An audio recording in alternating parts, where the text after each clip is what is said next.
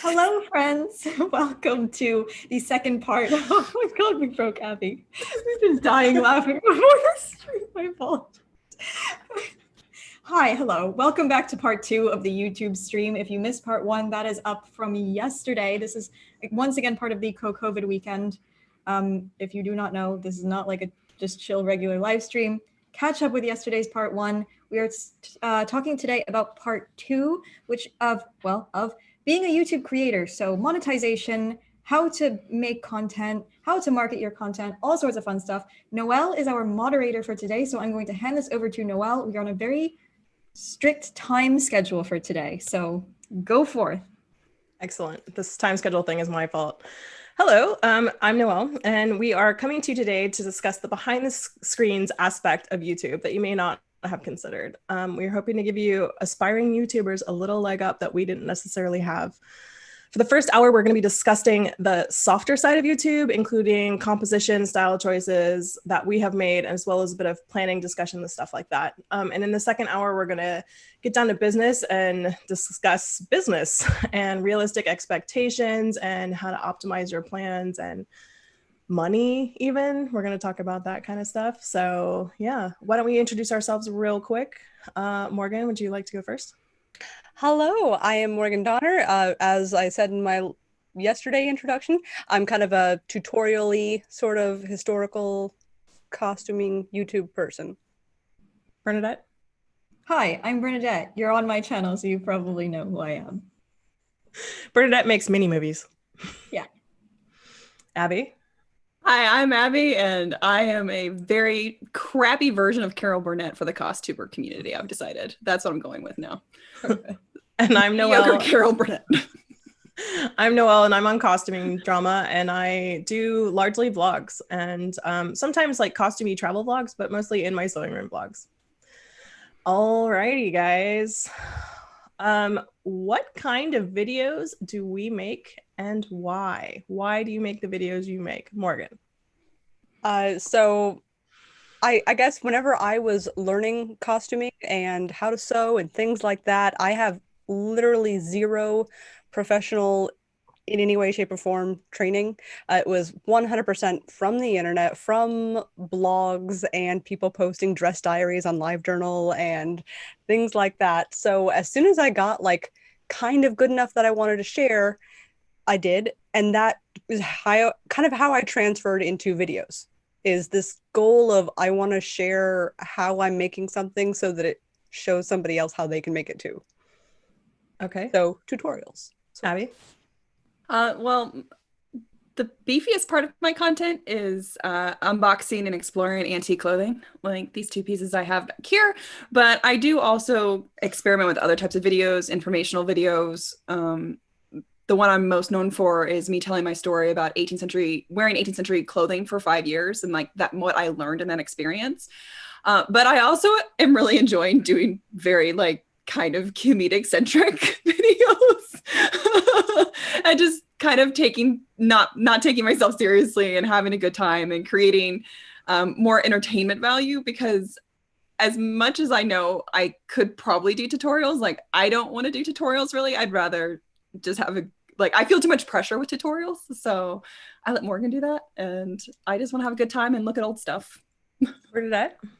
Yeah, I do more like cinematic with sparkles and trademarks. It's an experience.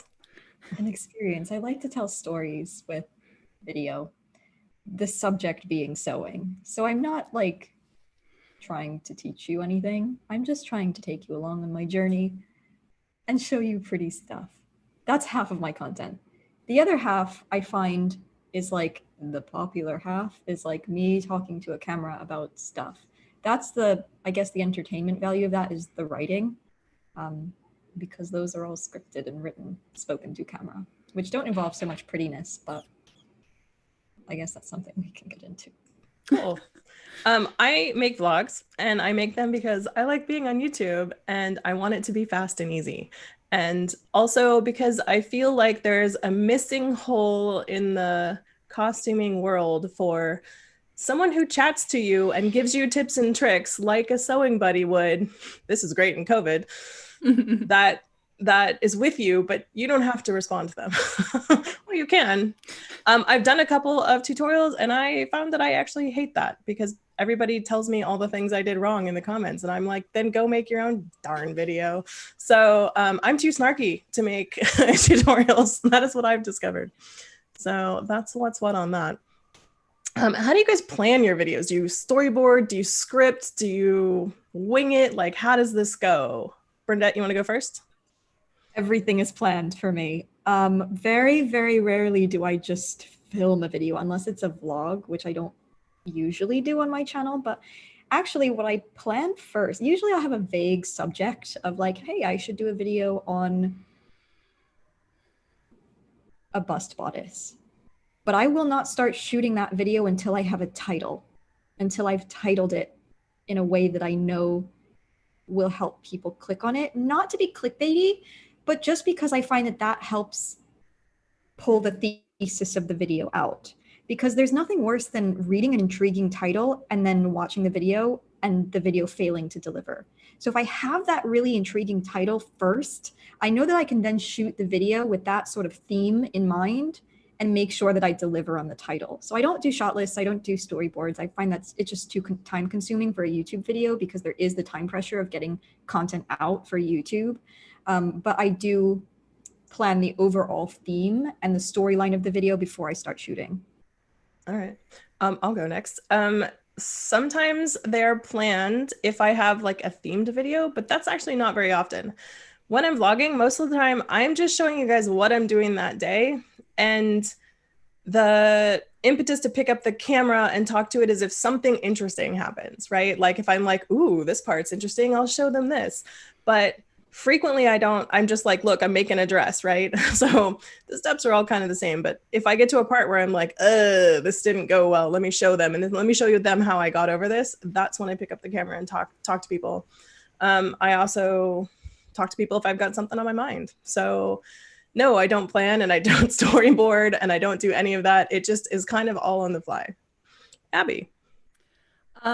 So I'm still like developing my own process with all of this stuff, but at the very, very least, I will always write out what I want to say because it's really, really hard to film anything if you don't even like, if you're just, I'm going to talk about this. It's like, okay, well, what are you going to say? You know, because then all of a sudden it's just a ramble fest. And that is it's called a vlog. Thing. It's called a vlog, Abby. Well, no, when you're like sitting there in front of a camera, like today I'm going to talk to you about 18th century periods. Yeah. And then it's like delete, cut. So I'm trying to be like, I've always wanted to have that. I experimented with storyboard really, really successfully for my medieval smock video because of how the concept of the story that I wanted to tell, it's not something that I could just kind of wing it. I had to like think out each shot that I wanted to do to effectively convey the humor and the story itself. And that also made my editing so much faster. Like when I had just like, this shot, like bam. I also spend time trying to think of creative ways to get shots, mostly because Bernadette's a terrifically horrible influence with many unique insights on filming.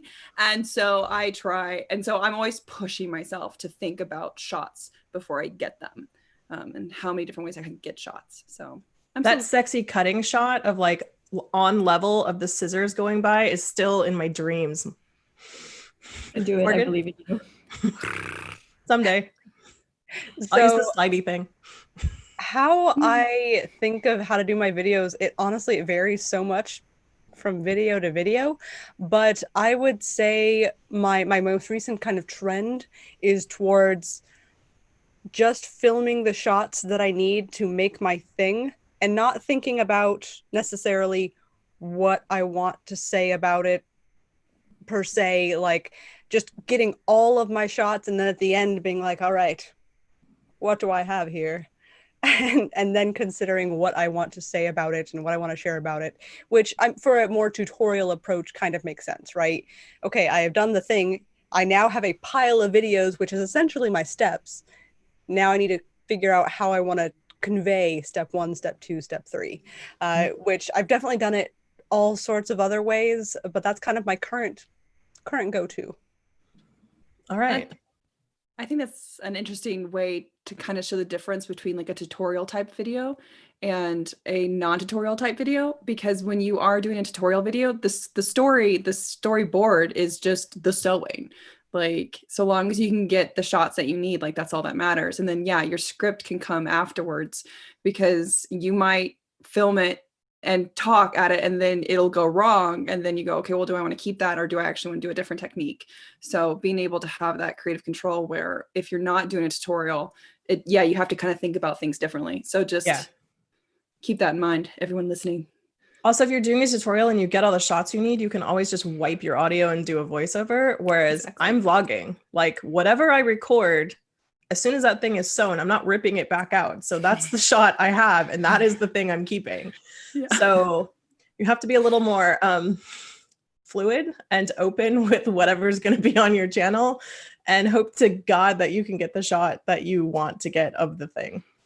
So it's a style decision, and you don't necessarily have to make one style decision, but it really does help your audience to decide if they want to click that subscribe button. I think if you do have a style, right? If you're all over the place and you're constantly sort of showing a different side of you to them, they don't really know what they're hitting the subscribe button for. So I definitely think it is, at the beginning, wander all over the place and see what you like doing and make all the kinds of videos, and then figure out how to settle into something and give people an impetus to bond to your style. I think that's my best advice on this. Yeah, does anybody else have anything to say about that?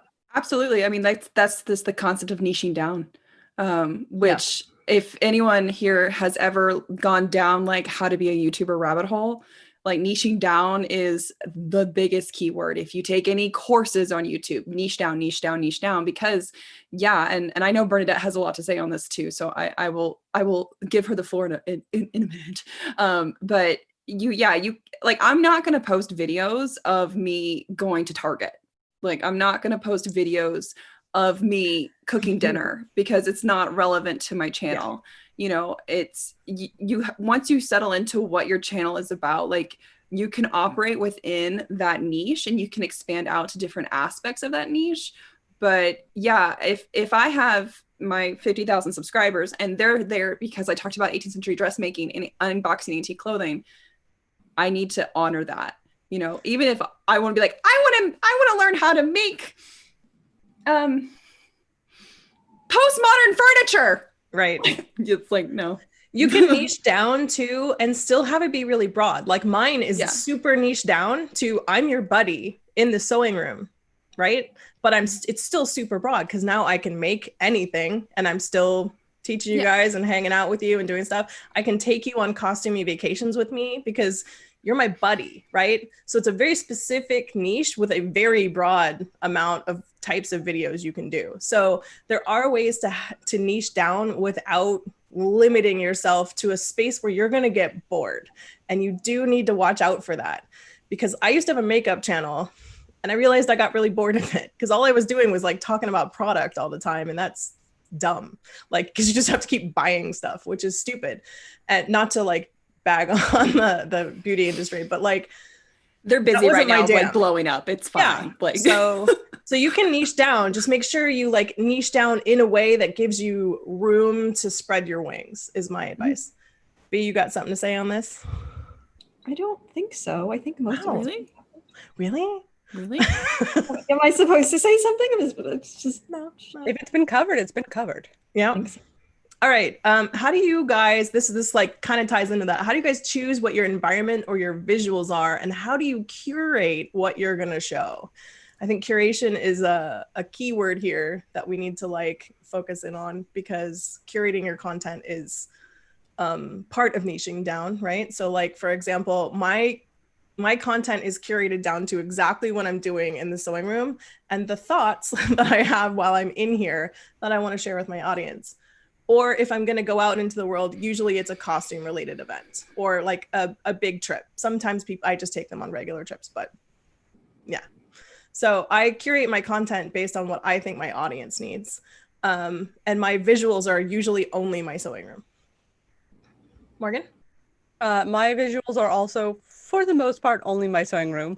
Occasionally, I will venture out to a park because I just need a change of scenery, or one time to my garage, which was fun.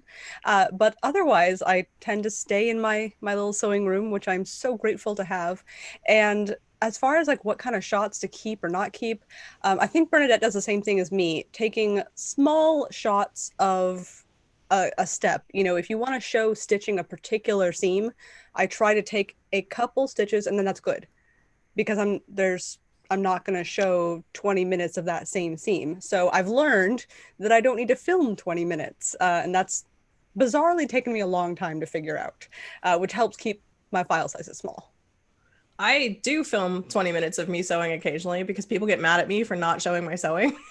So then I time lapse that and I put silly music over it. Mostly to entertain these guys because I'd like to choose the most random music possible. That's a little bit of me being snarky, is like people complain that I don't sew. So I'm like, oh yeah, here you go. The most boring 20 minutes. But it's time lapse down. Oh, it's wonderful. Yeah. I like the imagery of you aggressively sewing at people. I'm gonna do that sometime. Oh, I don't sew?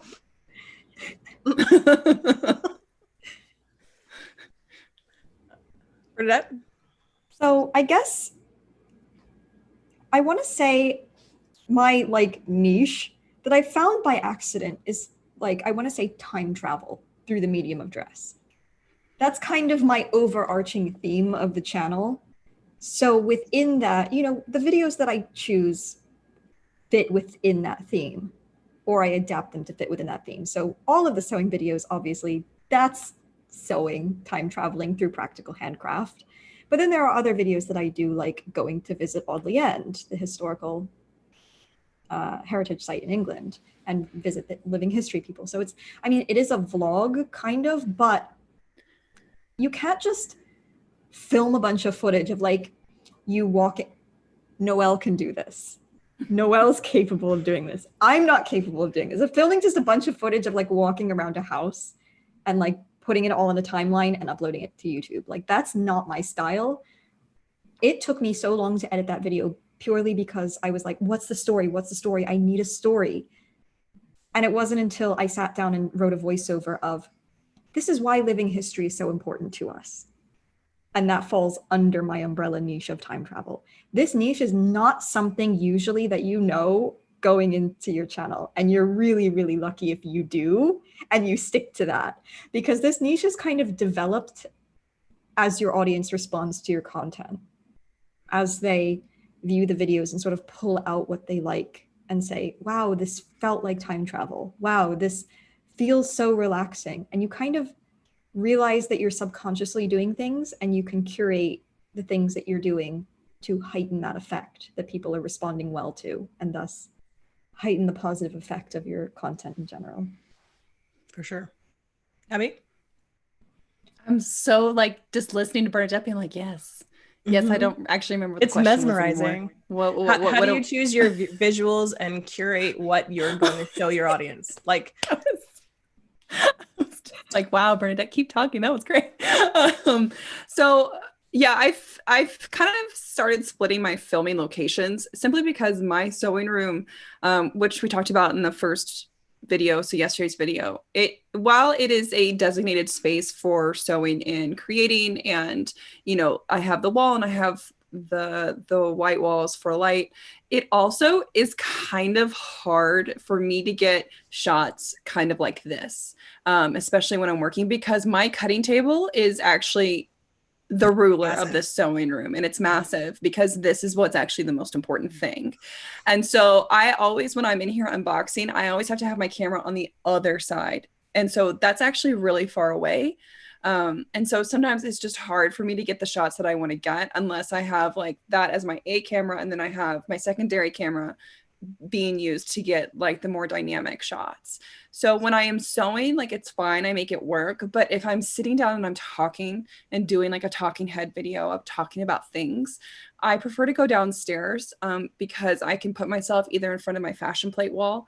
So there's that like at home, like, and that interest there, which is also very much in keeping with my brand. Or I can set like my kitchen table and have just like, you know, welcome to my house, like here it is. It's also really good because it makes me clean my house. Like, just full disclosure, like I force myself to film down there sometimes, so that way it has to be cleaned. Yep. And so also I have guests at my house often. It's like, oh, I have to clean up shooting. So that's how I like when it comes to that kind of getting those shots and everything. I full disclosure, like my family and I are discussing moving back to the Midwest, in part so we can buy a home that is much more aesthetic for my genre. Like, full disclosure. I'm not above thinking that that's a great idea. Yeah, so Never mind. you know. Other than you're farther than driving distance from me now. True, but it should be like practical magic dream realness, and it'll be, you know, I'll be there for a month. good. Yes. I do want to say something personally, and I don't know if you guys want to add to it, but you can, about the term curation and the curation of personality on YouTube, because we get a lot of, who is this character? So first, I show you an hour of me a week. And I show you the genuine hour of me and what I'm thinking and how I am and who I am for that 1 hour a week. A week is 24 times 7 hours. So am I showing you every single aspect of who I am? No, I'm not. But we're not characters. We're just showing you a part of who we are. It's not all of it, for sure. It's never gonna be all of it. And also, frankly, we are monetized. We can't show you us swearing as we stub our toes and calling our friends and screaming at them about some so-and-so who said blah, blah, blah, because that's just like not I mean, it is probably something that would get a lot of views actually, but like, it's not conducive to our channel.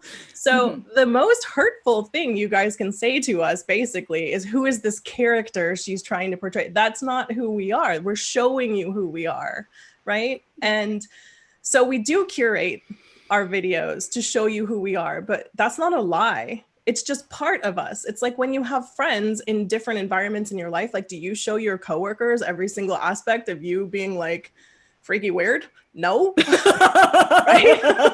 So, you know, like Nicole and Chrissy are in the comments right now going, actually I do. And I do. Abby does. I can't not be me at any given time. Like, you get full Noelle or you get zero Noelle. But but not everyone's like that. And people, especially on YouTube, especially like smaller YouTubers who are, you know, definitely shy, don't expect to know them. Like, you know, the part of us that we show you. You don't actually know us, right? And that's an important thing to keep in mind. We're giving you not the best of us. I'm certainly not, but we're giving you a snapshot. Is anybody else have anything they want to add? Into the realm of like how you apply this as a future YouTuber, though, like that's a great message for viewers.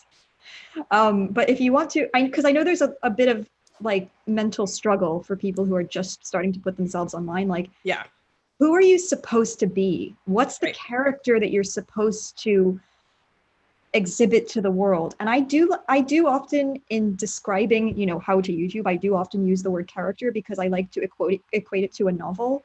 Like, in order to have a good novel, you have to have a good story and you have to have a good protagonist. And you have to have a good editor. A freaking good editor. But that doesn't mean that you have to be fake. It doesn't mean that you have to be fiction. In fact, you shouldn't, because unless you're deliberately trying to be satire and parody, you know, if you're trying to be like John McClane, like, great, go for it. People know that that's a character. But if you're trying to be something relatable, and relatability is like a big buzzword in online content creation and like influencer culture nowadays, you can't build an audience without an element of relatability. And you need to be real. Yeah, you don't want to be fake. You don't want to be trying to put on stuff that isn't intrinsically you, because people can detect that from 9,000 miles away. What you do is that being said, you don't have to be showing people what you're having for breakfast and you laying in bed with your pajamas on, well, on a vlog vacation. Unless it, depending, however it relates to your content, but like you don't have to show people that side of you if you don't want to.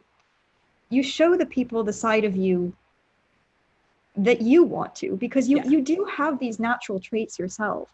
So as I've been building my online presence personally, I can say I do echo what the feedback that I get in the comments from my viewers. People have started saying to me, I remember my first video is very professional. It's very straight-laced in terms of the voiceover. I think it's my second video where I was writing the script and I was like, there is no other way to describe what I'm trying to say other than to say my jam. How do I say this more professionally? And in the end, I just gave up and I was like, you know what? I'm going to write professionally, just slip into my jam. That little bit of script writing got so many positive comments from people saying, oh my God, I can't believe you just mixed this supremely modern phrase with this otherwise very, historically vocabulary.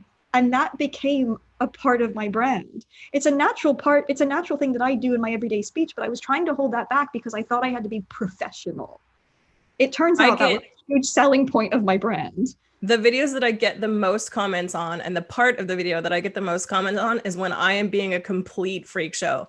Like when I started biting Kathy, people were like, yeah, I'm a biter. Like the weirder I get, the more people are into it, the more subscribers I get, the more comments I get. Like, by the way, all comments are good comments because they show interaction, guys. So you want comments. You want things that are gonna get comments. Like that's we're gonna talk about hate comments later because we can get into that. Yeah. Does anybody else have anything they want to add? I have something small. So just reiterating everything else, it's one of those things, like if you, as someone who hasn't even been in an experience where you've had to put yourself out there in a public way, there's definitely a lot of growth that happens, and you have to kind of really think about those things. But if anyone's interested in a book that kind of actually touches on this in a very interesting way, it's by Todd Herman, and it's called The Alter Ego. And he actually talks about it from a psychological perspective.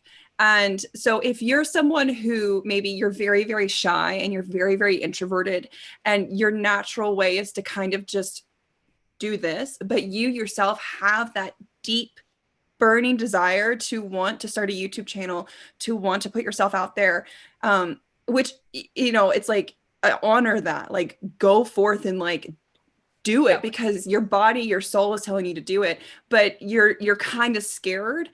There is actually a psychological effect that happens to people when you kind of create this alter ego. And Todd Herman talks about it, and it's a persona. And what it is you're taking the characteristics that you love about yourself or you admire in others, and you're bringing them out in yourself. So it's something that like Michael Jordan does. And all of these, like Beyonce is like all about that. Like Sasha Fierce is a great example in Beyonce. So it's a really good book. I don't have access to YouTube right now, so if people are asking for like links or anything, we'll try to get them up later. But it's a really fascinating book, and it actually is really good for mental health just in general. Yeah, and you will also possibly change kind of who you are by doing that too, because there are things I say on my channel that are things that I mean, but that weren't in the past something that I focused on a lot. They were just things that rattled around in my brain. And now they are things I focus on all the time because I'm saying them to you guys. And I want to be the model for that. But it's ending up modeling back to me, right? Like the just do the thing. Sometimes I'm in bed going like, and I'm like, Noelle, you're a role model, do the thing. And I get up and I do it, right? So like you can talk yourself into being better by being better out loud, if that makes sense. But you also like, you end up producing the content that you ultimately would want to have had yourself, and the role model that you would want. The whole reason I started my channel was because I was like, where is there a calming YouTube channel that just focuses on original practice hand sewing? Like I want that. Yeah. I have made that, and I have become that. Like there have definitely been days where I've put on my background music playlist. Oh yeah. Because like I need to pretend like I'm in a Bernadette Banner video so that I can focus and get some hand sewing done. I pretend like I'm in a Bernadette Banner video all the time. Yeah. Morgan, commentary, any? No? Nope. I feel like I try to be who I am, and other than like trying really hard not to curse on my video because I get yelled at every time I do, Same. that I try to just be what I am. Like, I definitely wear less pajamas on my channel. So like less Yeah. cursing, less pajamas. Oh wait, no, I don't. Otherwise, pretty much Yeah. samesies. And the thing with cursing is that I like, to be honest, like the reason I don't curse on my channel more than what I actually do in my real life is strictly because of ads and monetization. Same. Like, and I know a lot of people don't think that I have a foul mouth, but let me tell you all something. I will make Noelle blush. Like, I mean, I can just let it rip. So, but I don't do it because it adds, people don't want to advertise on channels where like it's cursing. I all allow over the myself place. one swear per video. Mhm. And usually that's it. Yeah. I had to bleep out an F-bomb in my video for today because I bit my lip and it was just really like, and I was like, and it was just like beep. But it was an outtake. That's funny. All right. What is the video that you guys are the least proud of and why? Abby? It can be a video that's not on your channel anymore too. That's fine. No, I haven't taken anything off. I think I have a double answer for this. My first answer is the how to take care of your antique clothing, but it's not the video itself. It's actually the thumbnail is garbage. And I've just never bothered to fix the thumbnail. And so that is one of my least, well, like it doesn't do well in any of my other compared to anything else. And I know a lot of that has to do with thumbnail, which we can get into later. My Hamilton reaction video has done well statistically, but people do not like it. And that's been really hard to deal with because it's a reaction video. And so it's like, that's just what was coming out at the time. It wasn't a planned discussion. Like I had never seen Hamilton. Nicole had never seen Hamilton, but it got pushed out enough and even some of my subs were like, this felt meaner than normal. And I actually didn't realize that it was coming off that way because to me, it's just like, well, I'm sitting here like crying my eyes out because like that one scene in Act 2. And I'm like, freaking out because Marquis de Lafayette and like everything else. And I will always make fun of Thomas Jefferson. I don't care who's playing Thomas Jefferson. He is like, he walks on stage, I'm like target, like, because I do not like that founding father at all. I mean, he is an enemy in the show, so that's fine. Yeah, but just like how that made people respond to it. Yeah. It was one of those things where it's like, I don't want people to think that about me. Yeah. And even though I think when you really listen to what Nicole and I are saying, that I think, and I agree, I don't disagree with my stances on it. I don't think Maria's costume was good. I don't think they did Eliza's justice in the second act. I don't like the long coats. Like I don't, but just how people reacted to that and how they viewed me was really hard. And so I don't think I'll ever take that video down, but I also am like, about that. Would you have changed it? Like now that you know all this, would you have done the video differently? No, because I think I needed to learn. And I think as someone who is doing this like full time now, like B said, like I need to know what my audience likes and doesn't like. They don't want to watch me do reaction videos. I'm not going to do another one. Yeah. I'm not going to do a roast unless it's like a love roast where like I will talk about 1776 and Mr. Feeney.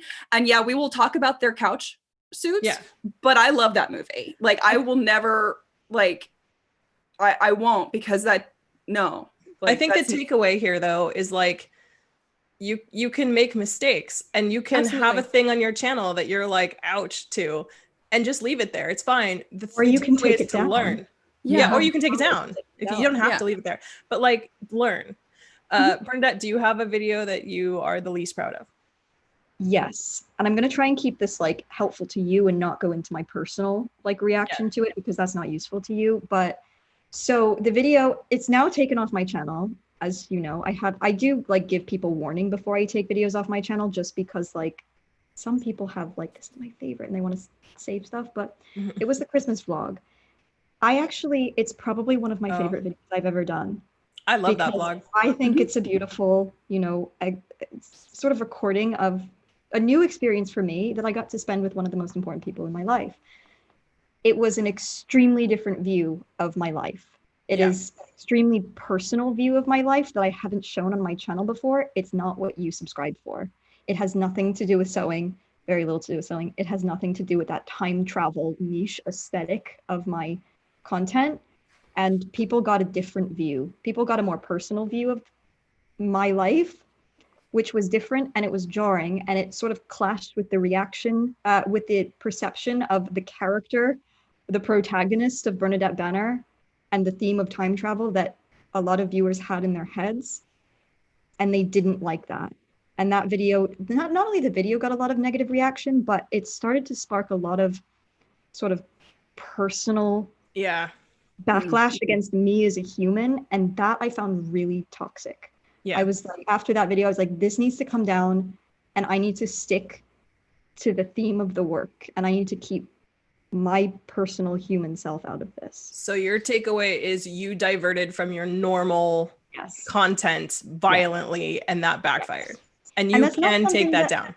Yeah, that's not always something that you know, because you are a person. You're not always necessarily aware of how much you're sharing and how much you're holding back until you overshare.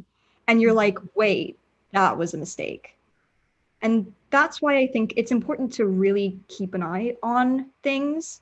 Like, it was really helpful for me to see that kind of thing, because now I know, here's the line. This is They're all public. learning experiences. Yeah, this is, and you will make those mistakes. Yeah. And just know that, like, you're gonna move on. People will get over it. Your content will move on. You'll be fine. Yeah. Morgan? So my least favorite is, or least proud of, is one I totally took down. I did a video on like a magnetic eyelash.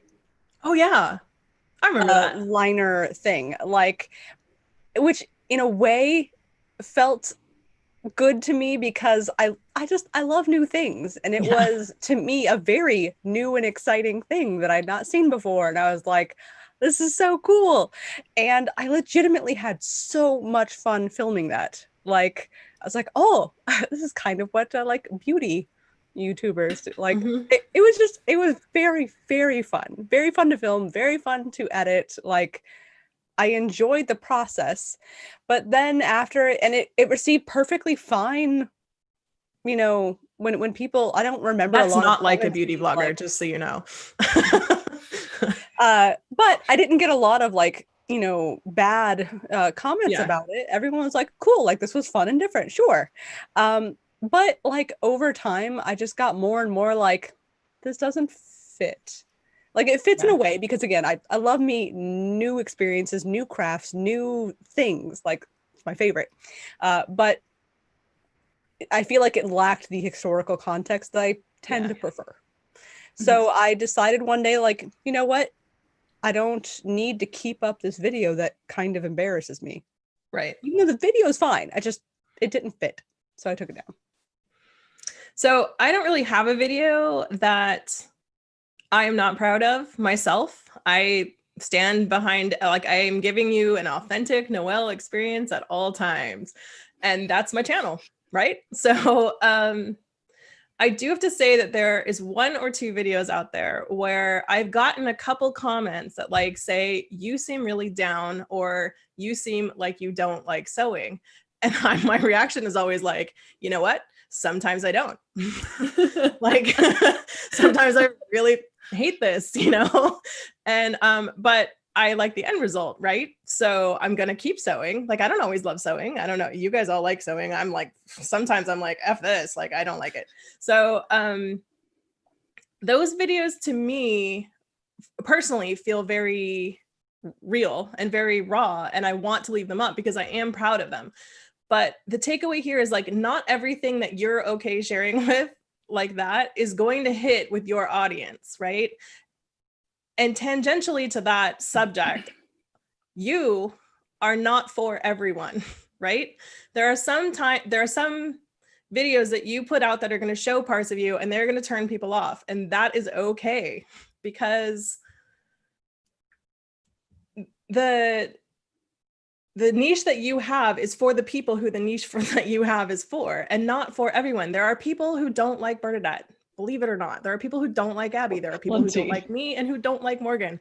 That's okay. I'm not here for those people. I am here for the people who like Noelle and are into it. And you really have to keep that in your head all the time. If that person is like, unsubscribe in the comments, I'm like, cool. I like to write them back a little note that says, awesome, have a great day. And like, I do, if you're representing, if you're portraying the sort of qualities that you find and that people are validating in you as the best qualities of yourself, I get hundreds of comments saying how much people love my accent. So if one person's like, I can't stand her, I hate the way that she talks, I can't stand that affected accent or whatever they say, I'm like, that's your opinion. Okay, it doesn't hurt me because I know how many other people, like that's one of the valuable parts of my videos for so many other people. Yeah. But what those videos did teach me is that people perceive me differently than I perceive me, which is that I am always perky and bubbly and happy and positive. Mm-hmm. And part of my channel is to show you that no, I'm a whole human. So it's interesting when people react that way to me. So I think that's what I have on that subject. What was the hardest video you've ever had to film and how so? Like what was the most difficult? I don't probably mean technically, I probably mean emotionally, right? But answer the question any way you'd like. Silence. No? Silence. If I'm honest, the hardest videos to do are the ones that have deadlines. Yeah. Yep. That's true. I don't have deadlines, actually, I do. My thing is that the deadline I have is my own deadline because I want to get a video out every week and I want to just show something. And sometimes I'm not feeling it. And sometimes I take the week off and I'm like, I'm not doing it. But there are weeks that I pressure myself into sewing anyway. That's probably the videos where I am not feeling it, right? And people are commenting and feeling that from me. Deadlines are the hardest ones to film, both emotionally and technically. I would say also your first video is probably the hardest one you're going to film because you don't know what you're doing. You're flailing, you're kind of panicking. You have to push that go button. And then you in your head, 100,000 people are waiting at the door to watch that video and criticize you. And really you get like 8 views and you're like, woo, and they all say nice things. So that first video is really rough. Do you guys have videos that you found really difficult to film, Abby? It was the double whammy. And I mean, I don't really want to go too deep into it, but obviously I know that this is going to get brought up because it's just a kind of part of the story of me being on this panel. But my very first sponsored video was also the very first video I had to film after I lost my job. And so as much as I didn't want to do it, and I just wanted to kind of take a week off, I had to film it because there was a contract involved and I lost my job. I needed money. So when I watch it and my mom was like, because my mom knows me and I know she's in the comments right now. She was like, I could tell I was upset. I could tell I wasn't okay. And my mom could too. I don't think anyone else could, but I definitely, that was so hard. That was so hard because all I wanted to do is cocoon. Yeah. And I couldn't. Yeah. So sorry guys, downer. So, some of the things that are really hard for you when you're filming are when you're not in an emotional state to film. I mean, that's like a thread between the two of us, right? We're, in both instances, we weren't feeling it for whatever reason. And your audience doesn't need to know that you're not feeling it. And it's up to you whether or not you can film. And she didn't have a choice, right? Yeah. And like, I think this kind of goes into the whole thing about like, when you're a YouTuber full time and this is how you make your money, you definitely think of this very, very differently. And because if I don't put a video out, if I put a video out a day late, my views and my income plummet. And my income is not high as it is, you know, because I am a small YouTuber. I should not be doing this full time. But hello, pandemic, here we are. Like, you know, and like I shouldn't. For a lot of people. Yeah, yeah. So, but the thing is like I've put one video out behind one day late. And that was because Cheney and I were releasing the videos on the same day. And that is my worst performing video of all time. And that's a shame because that's a great collab. Yeah, I'm super proud of that video. It's a very good video. But because it went out one day late, the YouTube algorithm went, what's this? I don't care. Bye. Like, because it didn't have the normal push, because the algorithm knows to push my videos out on Sunday.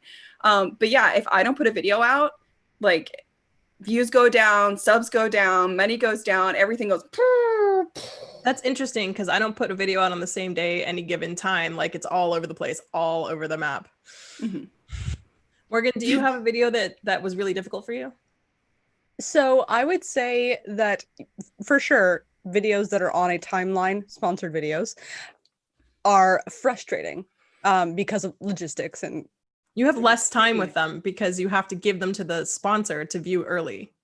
Yeah. Like, so those are always just a little bit kind of frantic in their like last minute, like gotta get this done. But I would say the two that were maybe the most emotionally difficult for me, perhaps, and this may be something that comes up with other folks that start doing videos, is I had a SCA, Society for Creative Anachronism, SCA camping video and an SCA event video. It was an indoors like sharing of arts and crafts that people had done.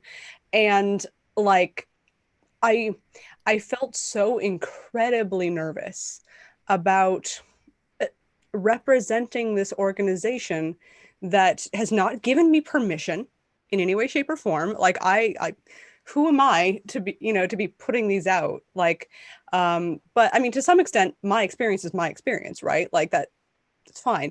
But I was, especially with the camping one, because that was the first one of these two that I mentioned, I was so incredibly like freaking out before I, posted them, because I wasn't sure. I wasn't sure if I was going to get a bunch of, flashbacks saying, this isn't my experience and this doesn't represent me or my group, which fortunately it was fine. It was fine. I even like looked at the video again, like a year later, and I was surprised. It's like an 8-minute video. I was freaking out over nothing. Yeah. And like, it's totally fine now that I have that distance of time, but it was time is a great healer. It was stressful feeling like I might misrepresent people that didn't give me permission to do that. Does that make sense? I feel like the worst comment trolls are in your head. Yeah, as you're shooting and editing the video, you just think of every single possible negative thing that people are going to say. They're going to hate me for this. They're going to roast me for this. They're absolutely going to detest me and cancel me forever for doing this thing. And then you put it on YouTube. Nobody says a word. Everyone's positive for the most part. You're like, oh.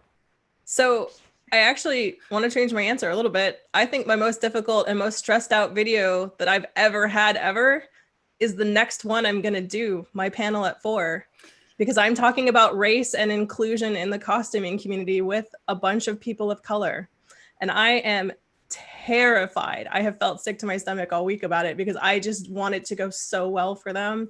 And I want all the comments to be wonderful and I want everything to be great. And I have trolls in my head. So sometimes the things that are the most out of your control are the hardest ones to deal with, right? I think that's a good way to put it. Yeah. Bernadette, do you have a video that was really difficult for you? Not particularly. I mean, again, just the ones that are on strict deadlines, because then it's like, this has to get done. And with the amount of work that goes into my videos, it's like, I've got at least 80 hours of work to smush into this week before we submit it to the sponsor. Your bias and I'm video. having a mental breakdown right now. Yeah. Like, there's no room to have mental breakdowns when you have that kind of work schedule. So, I mean, there are definitely clips where I'm like crying in the background and like ironing something, like, just because I need to get this. We get text messages that are just like all capital letters. So it's like you're trying to deal with whatever is going on in your life, but you're also like, this train is not stopping. Like, this has to get done. So yeah, for sure.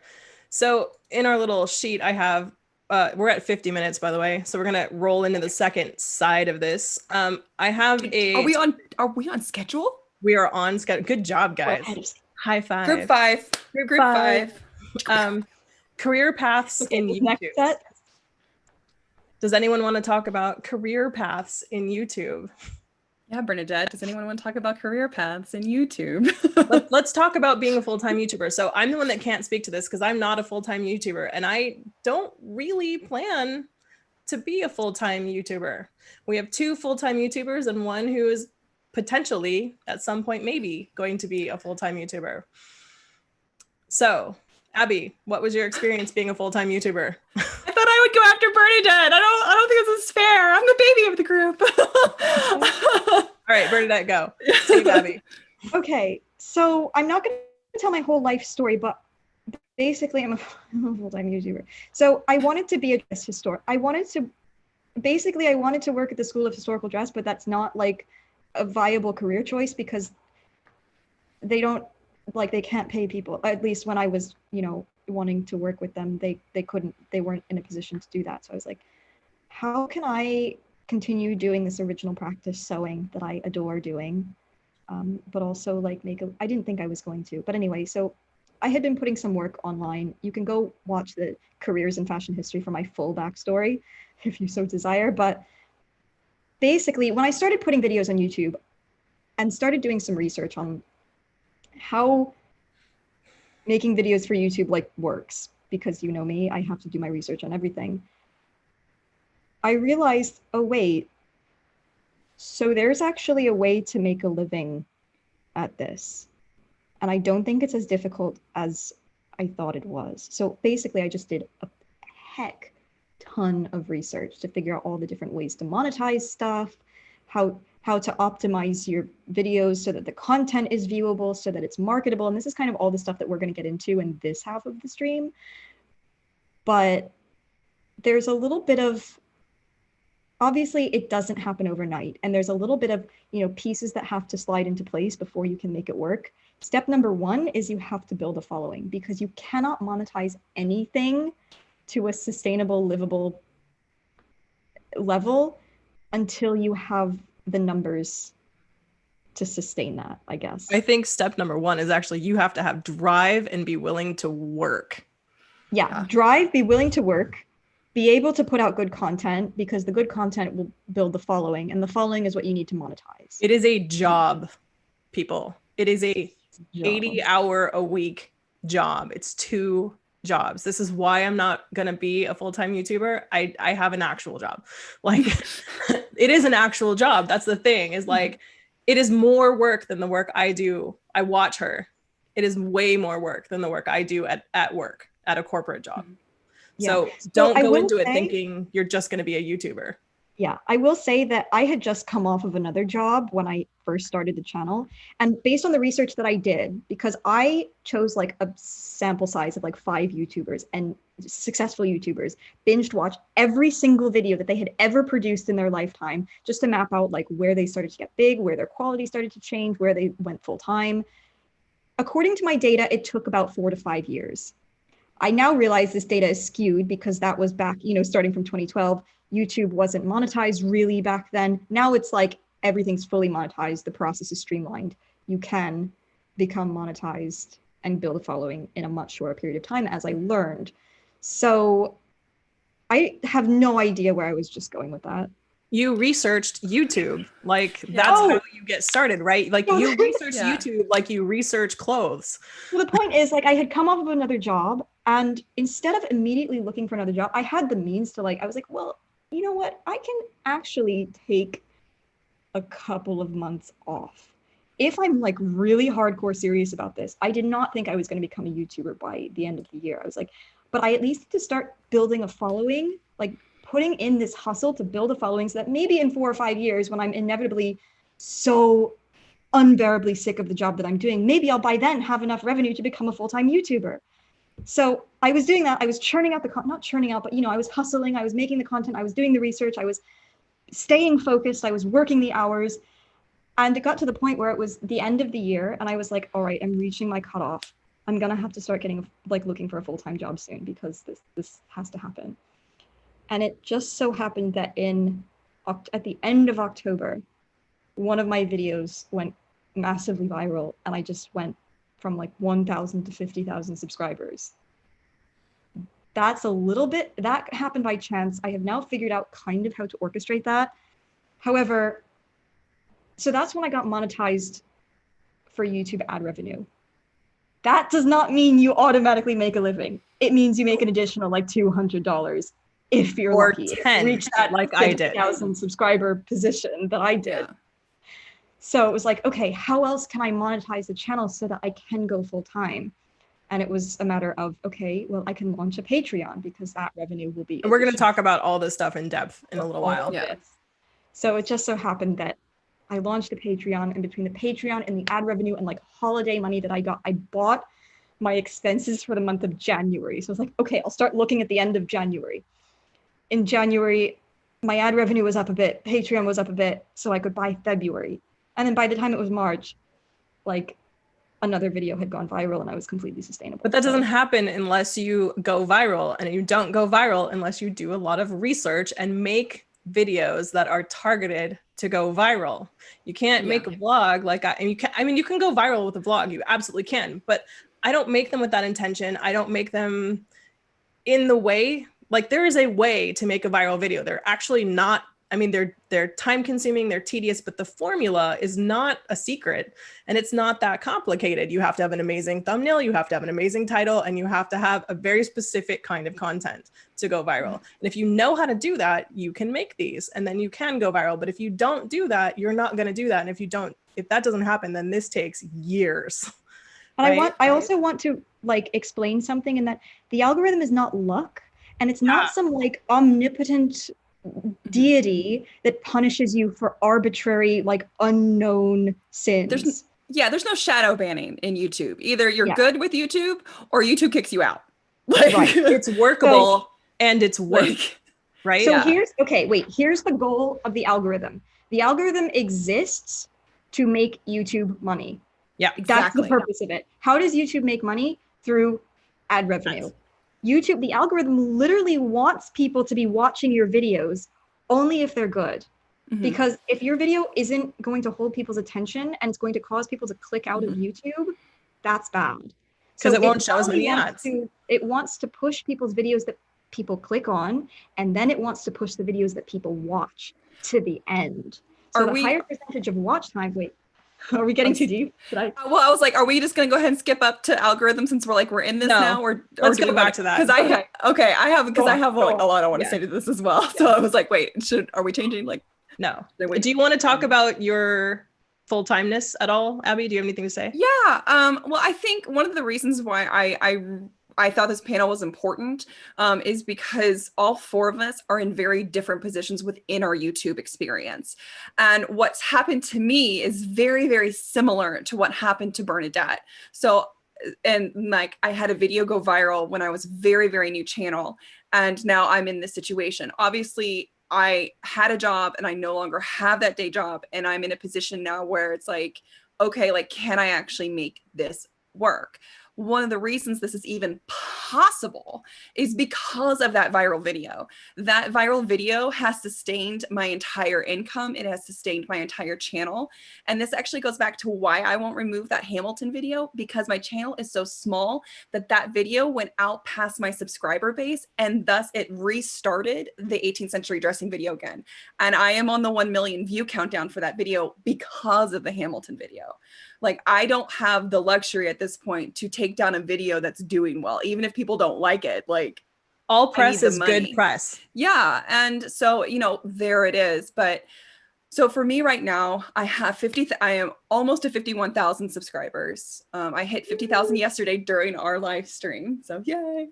And I am between that, my Patreon, and a part-time job working, doing social media for Foundations Revealed, and sponsorships, I am able to get my bills paid and ideally be able to have some money to save. But my income has been cut more than in half. It's been cut in like 2/3. And so it has gone into very, very tight. I have a very tight budget. Like, my husband keeps control. Like, he's like, this is how much you have, this is this, because my Venus and Taurus Libra self is just like, woo, let's go shopping. So don't be doing that. Yeah, it's like I can't do that. And so this is am I making it work right now with 50,000 subscribers? Abso-freaking-lutely. Do I recommend doing this with 50,000 subscribers? Absolutely not. And let me just clarify, subscriber count does not equal dollars. No. Views equals dollars. Subscriber count means you're more likely to get more views, but it is not a guarantee in any way. And when we talk about money, we're going to show you that. You guys ready to talk about money? Mm-hmm. I mean, I feel like that was a good segue too. So, do you have anything to say about the last subject, Morgan? No, you made the face. I mean, I don't know. I'm not full time, so I guess not. Well, you're getting there, girl. You got that plaque though, girl. Look at you. You got that plaque. Look at that plaque right above Morgan's head. That's the 100,000 plaque. Morgan, how do you balance running a now 100,000 silver plaque awarded YouTube channel with having a full-time job? 110 as of this morning. I mean, I think that the main way that I do that is, unlike all four of you, to some extent, I don't put out a video every week. I put out a video once a month because that's what I can reasonably sustain and put out after the end of an 8-hour workday. But the videos that you do put out are really well put together. They're really well thought through. They're beautifully shot. Like, you put a lot of effort into those videos. So the videos that you do put out get a lot of attention. I would love to do one video a month and be able to invest like that amount of time in creating something really awesome.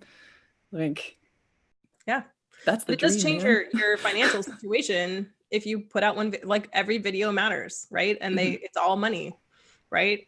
And it's not like, so let's talk about money. So I don't think about how much money I'm going to make, and I'm going to show you how much money I make right now. Let me do that.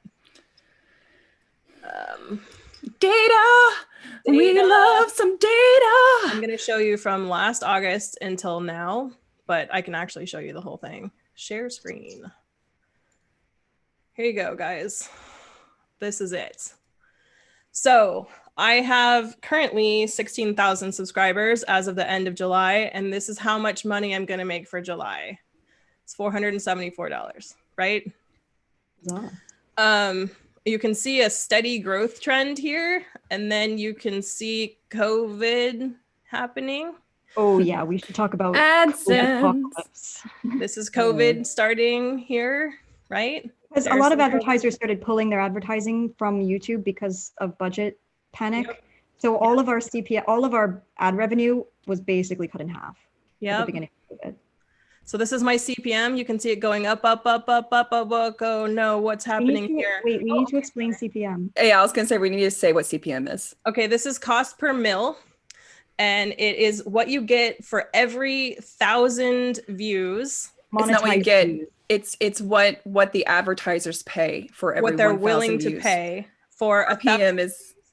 But it is not inclusive of like all the not revenued views that you get, because if people have ad blockers on, you don't get revenue. If they're looking at it through some sort of other browser that's not showing advertising in some way, you're not getting revenue for that. So that one is not actually amortized for that. If you look at your RPM, which is amortized for that, my RPM is like $4. Like it is so much lower. So I'm actually getting, well, the sponsors are willing to pay $4 and something for every 1,000 views on my channel that they get.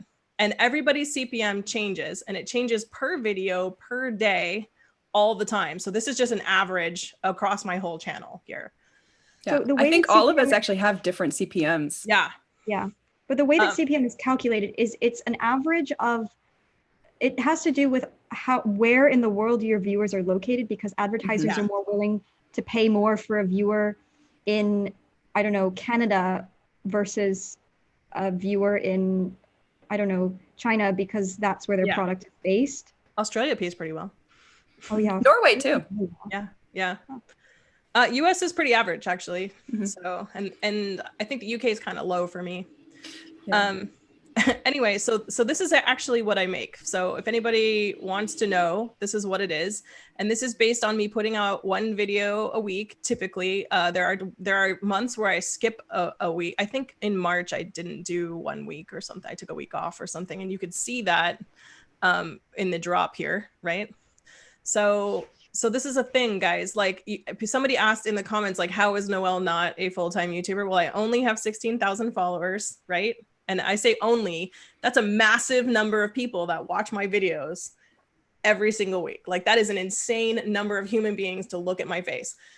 But it doesn't translate into me quitting my job. I live in Silicon Valley. I make at work $120,000 a month or a year, sorry, which is $10,000 a month, right? Before taxes. This is not going to sustain me, right? So you have to know and have a reality check about where you live, how much money you can make. And this is not my only source. I also have a Patreon. But it's even that with that, it's not going to pay my bills. It's just not. So you have to have a reality check about your YouTube channel when you start, about how long this is going to take. I've been doing this for a year and a half now. So yeah, like my first month, I think I made $10.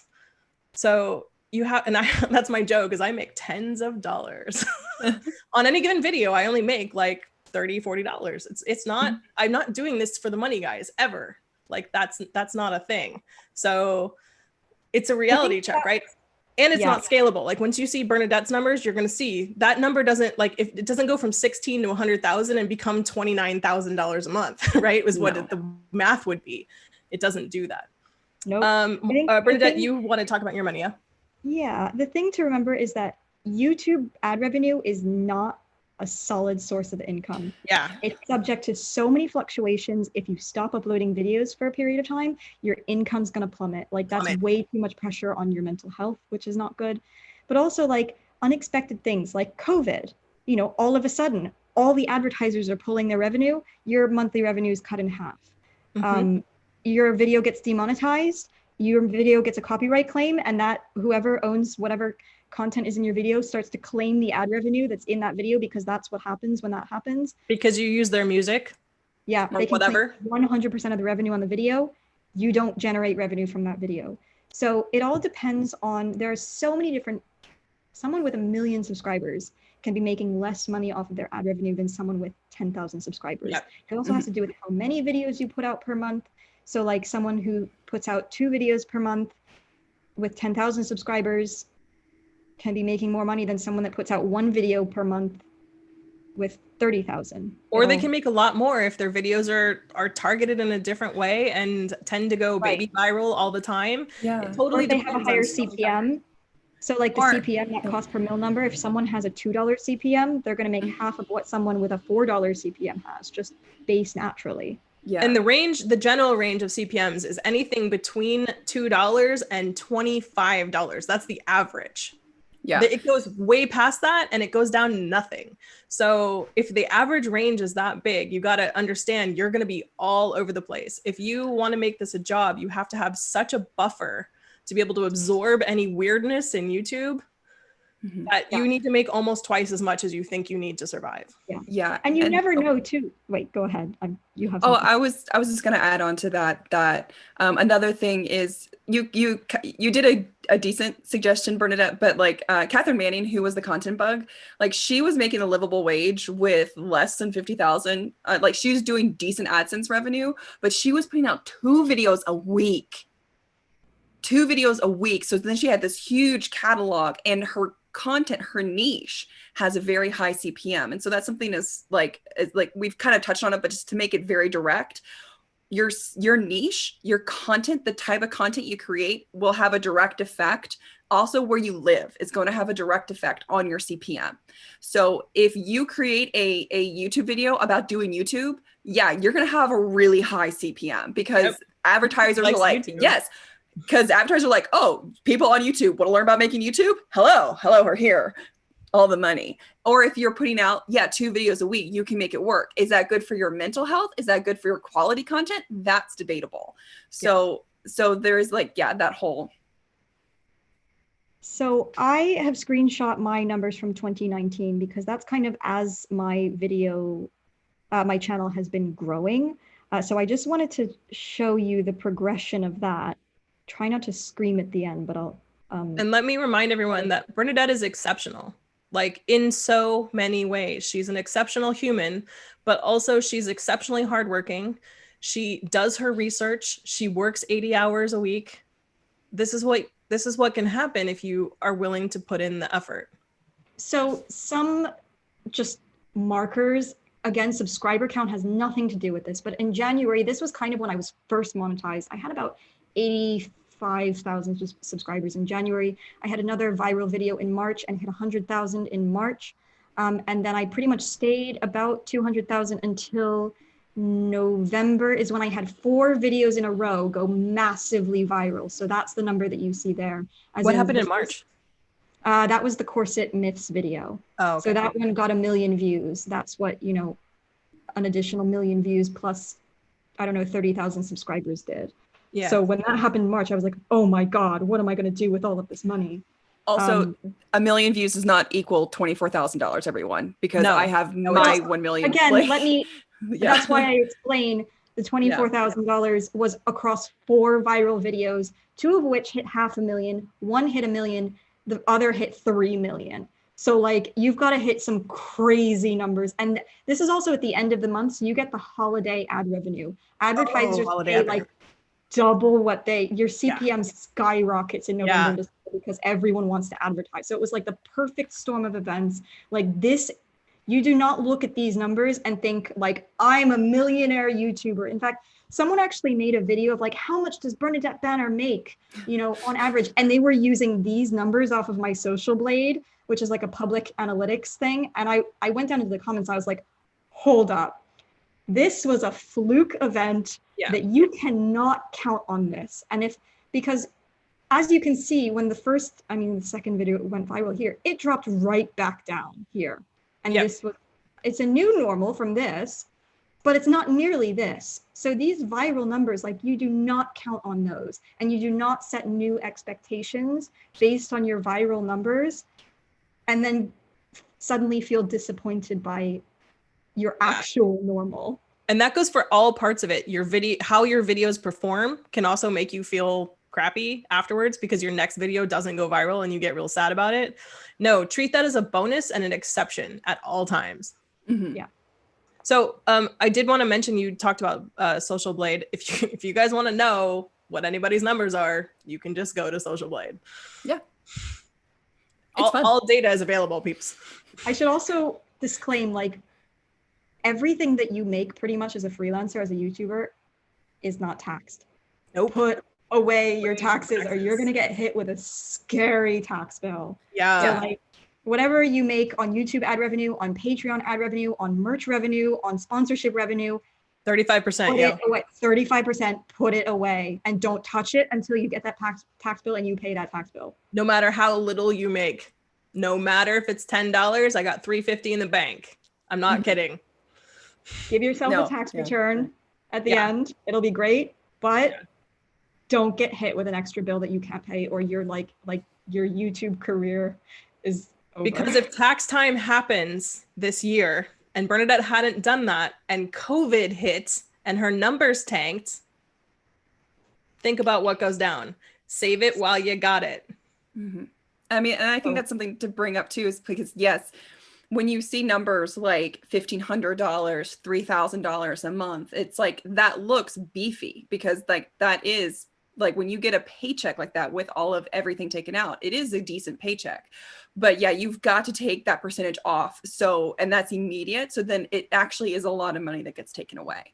And if you have expenses that come with your channel, like all of my videos are captioned. So that's an additional $50 that go to the captioning. I pay an assistant, whoever else that you pay in the running of your now we're getting into the business side, but like I have an agent who takes cuts from all of my sponsorships. I pay an accountant because like, oh my God, when you have this many income, like your taxes are a nightmare to deal with. So it's like, I pay a graphic designer for some stuff.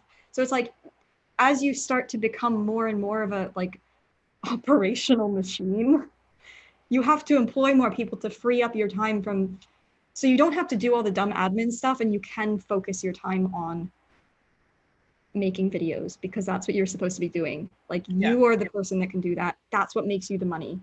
Pay someone else to do the stuff that's sucking your time. But the thing is you have to get up to a certain point to do that, because literally I am just like, I can't wait until I can throw my accounting at someone else, because I am so scared that I'm going to screw it up. Like, Abby's living on the edge, guys, and she has like 50,000 followers. Yeah, it's like I am so scared that I'm gonna like just tax year is gonna roll around and it's just gonna be a disaster. And I am saving money, but I'm still just like, I don't want to deal with it. Like, Right. It's so unusual for me to go from a W-2 sort of existence, and everyone who's not American, that's our very screwed up tax system. But it makes it easier for people than when you're in a contractual basis like we are for YouTube and Patreon. There's something called 1099s. So it gets filed with the government, but we don't pay any sort of taxes or into our Social Security or into our Medicare or anything like that. And we have to do unemployment. Or unemployment at the end Or of health benefits. Yeah. Good luck if you're in America. Well, and also self-employment tax. So people in 1099s pay self-employment tax. Self-employment tax is a higher rate than corporate paid people on W-2s. It's crazy. The government says it's there to encourage you to have your own small business, and that is not true. No. Morgan, since you're on the, I'm going to put you on the spot.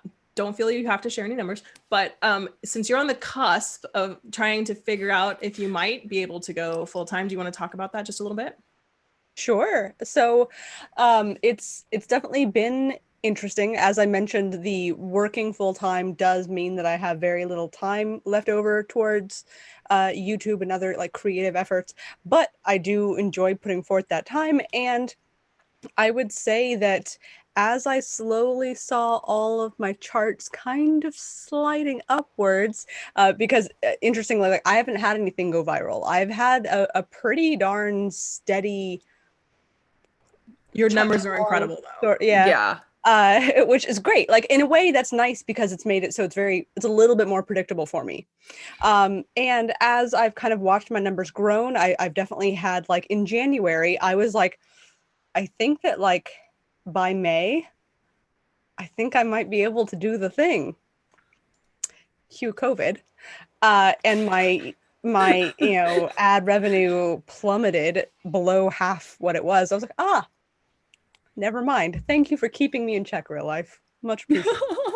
But I mean, that is what it is, right? And it's definitely been interesting kind of juggling that. And there's definitely a certain element for me of like being scared to leave a completely stable, normal W-2, I'm not salaried, but full-time life, like with health insurance and taxes taken out and unemployment is guaranteed. And there's a certain amount of like, well, okay, what about 401k, and what about healthcare, and what about everything, so there's definitely an element of being scared to take the plunge. Realistically, I'm getting so close, and I look forward to the day, but sometimes real life keeps popping up, COVID, which dropped ad revenue like crazy, or we're going to be refinancing in like approximately 4 to 6 months, and you don't want to have your income look crazy when you do. So I'm like well, buy a house, don't be a YouTuber. Yeah. Unless you're Bernadette. I did want to talk about the 401k thing. Like, don't forget, you get if you work at a big corporation, you get a 401k match. If not, you still get a 401k, and that comes out pre-tax. You still need to save for retirement, because especially if you're young, who knows if we will have a Social Security by the time that it's your turn, right? Who knows what's going to happen? So you need to make sure that you are still saving for retirement. That was like the second Bernadette got a big chunk of change, I was like, Bernadette, we're going to talk about retirement right now. And she was like, thank you, Mom. So we've talked about stocks. Yeah. Those two are helping me with my finances. It's fine. Yeah. So I was just like, girl, you got to save for retirement. She's like, I might not live that long. Shut up. Save for retirement. So everyone save for retirement, and you have to calculate that into your monthly revenue. And if I'm telling you, you need to earn twice as much as you think you need, that includes your retirement fund, right? And you need to fund that well, 15% of your income. people. I feel like everyone who's not in the United States right now is listening to this going, what? How does anyone in the United States become a YouTuber? This sounds awful. We don't. We don't. Here's the thing. Okay, so some like actual practical advice. If you want to be a YouTuber and you want to go full time, / you want to know like when is the time that I can take this leap. If you're that kind of person of like I want to do this ASAP versus like I just want to stay in the safety of my job Morgan style for however long, that's also fine. The reality is you're going to grow quicker the more time you're able to put into this. If that's something that you want to do, this is this path. If you're totally chill with like making videos in your own time and having stability of another income, totally also plausible. Yeah. But if you want to like jump off the cliff, you want to be prepared. You want to have your parachute. You don't want to do it irrationally. But the sooner you do it, the sooner you will start to grow. So the first absolute number one thing that you need to know is what are your base minimum expenses. This is like freelancer 101. But you need to know exactly surprisingly, a lot of people don't know this. Don't know. What do you need to live, to survive? Mm-hmm. Regardless of savings, regardless of like, I want to buy this thing, I want to get Starbucks every morning, whatever it is. What are your essentials? Rent, utilities, grocery bills. Put together a budget that you can survive on, an absolute base minimum that you would be willing to do. So my advice on that is track yourself for at least 6 months. I use mint.com. It's completely free. It tracks everything for you. You have to give it all the passwords to all your bank accounts. It's safe. It's run by the people who make TurboTax. I've been using it for years. My accountant uses it. It's fine. But you can do it manually in a spreadsheet. I also have a spreadsheet because I'm that girl. But Mint will break it down for you because you think, oh, these are my bills. You're not counting for your gas. You're not counting for all those movies you went to. You're not counting for like, oh, Emma 2020 came out. That goes on your credit card or your debit card, whatever. Track it. And that's how I knew in December. That's how I knew I have enough money. I bought January. That's how I knew that I could go full time. Because I knew that I had covered my base expenses for January and then for February and then for March. Otherwise, I would have just been in a like nebula of help. I don't know. But as soon as you know, like number by number where you are, you have so much more confidence in your ability to do it. So that's step number one. So we're at 1 hour and 22 minutes. Okay. We just talked about fluctuation in YouTube, so I'm going to skip that and then go to alternate streams of income are critical. Patreon, sponsorships, physical products. Let's talk about Patreon. Abby, you have a Patreon. Yeah. We actually all have a Patreon. We all have Patreons. If you guys want to support us, join our Patreons. Support all of them though before you support me. Please. It helps us. It'll make it possible for Morgan to go. But Patreon is also a fluctuating thing, right? Because people can add and subtract money. It's a little bit more reliable because it's not like all of a sudden unless you get canceled, like you're not going to lose you're going to lose a couple every month and you're going to gain a couple, but you're not going to like you're going to have warning as people start to drop off. Yeah. It's not going to be like all of a sudden half your patrons are gone. I make more on Patreon than I do on my YouTube channel, just so everyone's clear. Yeah, my Patreon right now is that like it doesn't cover all of my expenses, but it covers my mortgage and it covers a few of my utilities. So that way I know I'm putting forth like that amount of like, I know that's covered. And so, my Patreon is just like my like lifesaver. And I'm like, no, I love you so much, Patreon. But I mean, like, and this is just good business sense as well. You can't just go, and you see this with any type of creative celebrity thing. Like actors and actresses, they don't make their real money doing movies. They make it with product. They make it with, it's like, that's why we always see Ryan Reynolds with his gin, it's like, it's a business decision. And so you have got to think about it that way. You cannot go into this being like, I'm going to get famous on YouTube and have a video go viral and my AdSense is going to be crazy. It's like, no, you've got to sit there and you've got to have a business plan. You have to have a business plan. Got to sit there and go, okay, my AdSense is this, my Patreon is this, I have this over here, we have sponsorships, and then what physical product or digital product, what paid product could you possibly do? And ideally, if you can come up with a digital product where you have minimal, I'm sorry, like, whoa, my business ad just came on. My, like, but just do it. Shirts are coming out soon. Yeah. Well, like you talked about having see. your digital, like you talked about with Marika with UFOs, and I messaged you in the group and I was like, you need to make that a digital product. Yeah. Because if you make that spreadsheet, if you make that doc sheet, people will buy it so they don't have to think about it. Mm-hmm. And then it directly supports you. And then you've invested a little bit of amount of time in something that will last indefinitely. Yeah. Additionally, we don't have control over YouTube. YouTube controls YouTube. Yeah. YouTube could disappear tomorrow. And it's what do you do? You Patreon know, or it becomes die. It becomes irrelevant, like MySpace. Like, you know, MySpace just died and it was all on Facebook, or, you know, like in TikTok now and Instagram. Now, will YouTube disappear? I don't think so. But you cannot think about it from just a like 1 point perspective. You've got to think about it from a how can I supplement my income to create stability? Passive income is key, kids. You want to do something where you do the thing one time and then it earns you money forever. YouTube videos are passive income because you make one video and it will earn you money forever. Digital products are the same way. You put a lot of work in and then it just keeps selling, right? Well, here's the thing that like, that I think that you notice in all of us is that you have to have a strong sense of business to do this. You have to be a CEO. Please don't be scared of that, because I know there are a ton of artists who are like, but I'm an artist and I'm not a business person. Here's a secret. You as an artist are infinitely more qualified to be a business person than like the average person studying business, because you have the ability to think outside the box, to think creatively. How can I monetize this? How can I do something different? How can I innovate my content so that I'm still staying relevant?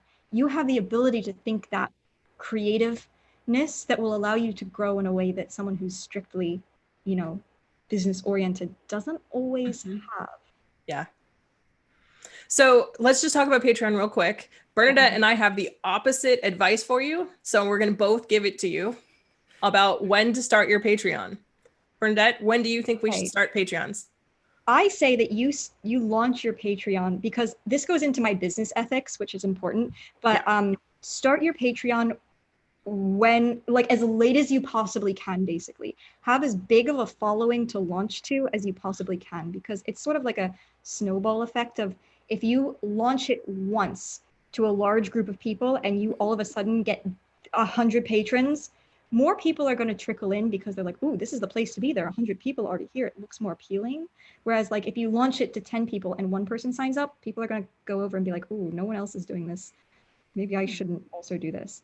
But that's also, again, that's my business like ethic philosophy, in that I don't want to be constantly promoting my Patreon. Like I have a very strong set of ethics on like how I make my money. No mid-roll ads, you know, like I don't want to like over monetize to the point where I become unrelatable, because that interferes with my brand. And that makes me, again, it just undermines my entire online presence in its entirety. But I don't want to have to be constantly promoting my Patreon, because that interferes with the like time traveler aesthetic, to be constantly pushing that. I want to have a link in my description, let people come over naturally, which means that when they land on that Patreon page, they have to see that it's already a thing, that people are doing this. It has to have that level of social proof, which meant that I had to launch it once, and I had to get enough of a following and like revenue count from that initial launch so that I didn't have to repeatedly launch it. Absolutely. So I think her advice is solid. My advice is the opposite of that. And I'll tell you why, mathematically. So I did wait until I got to about 10,000 before I launched it.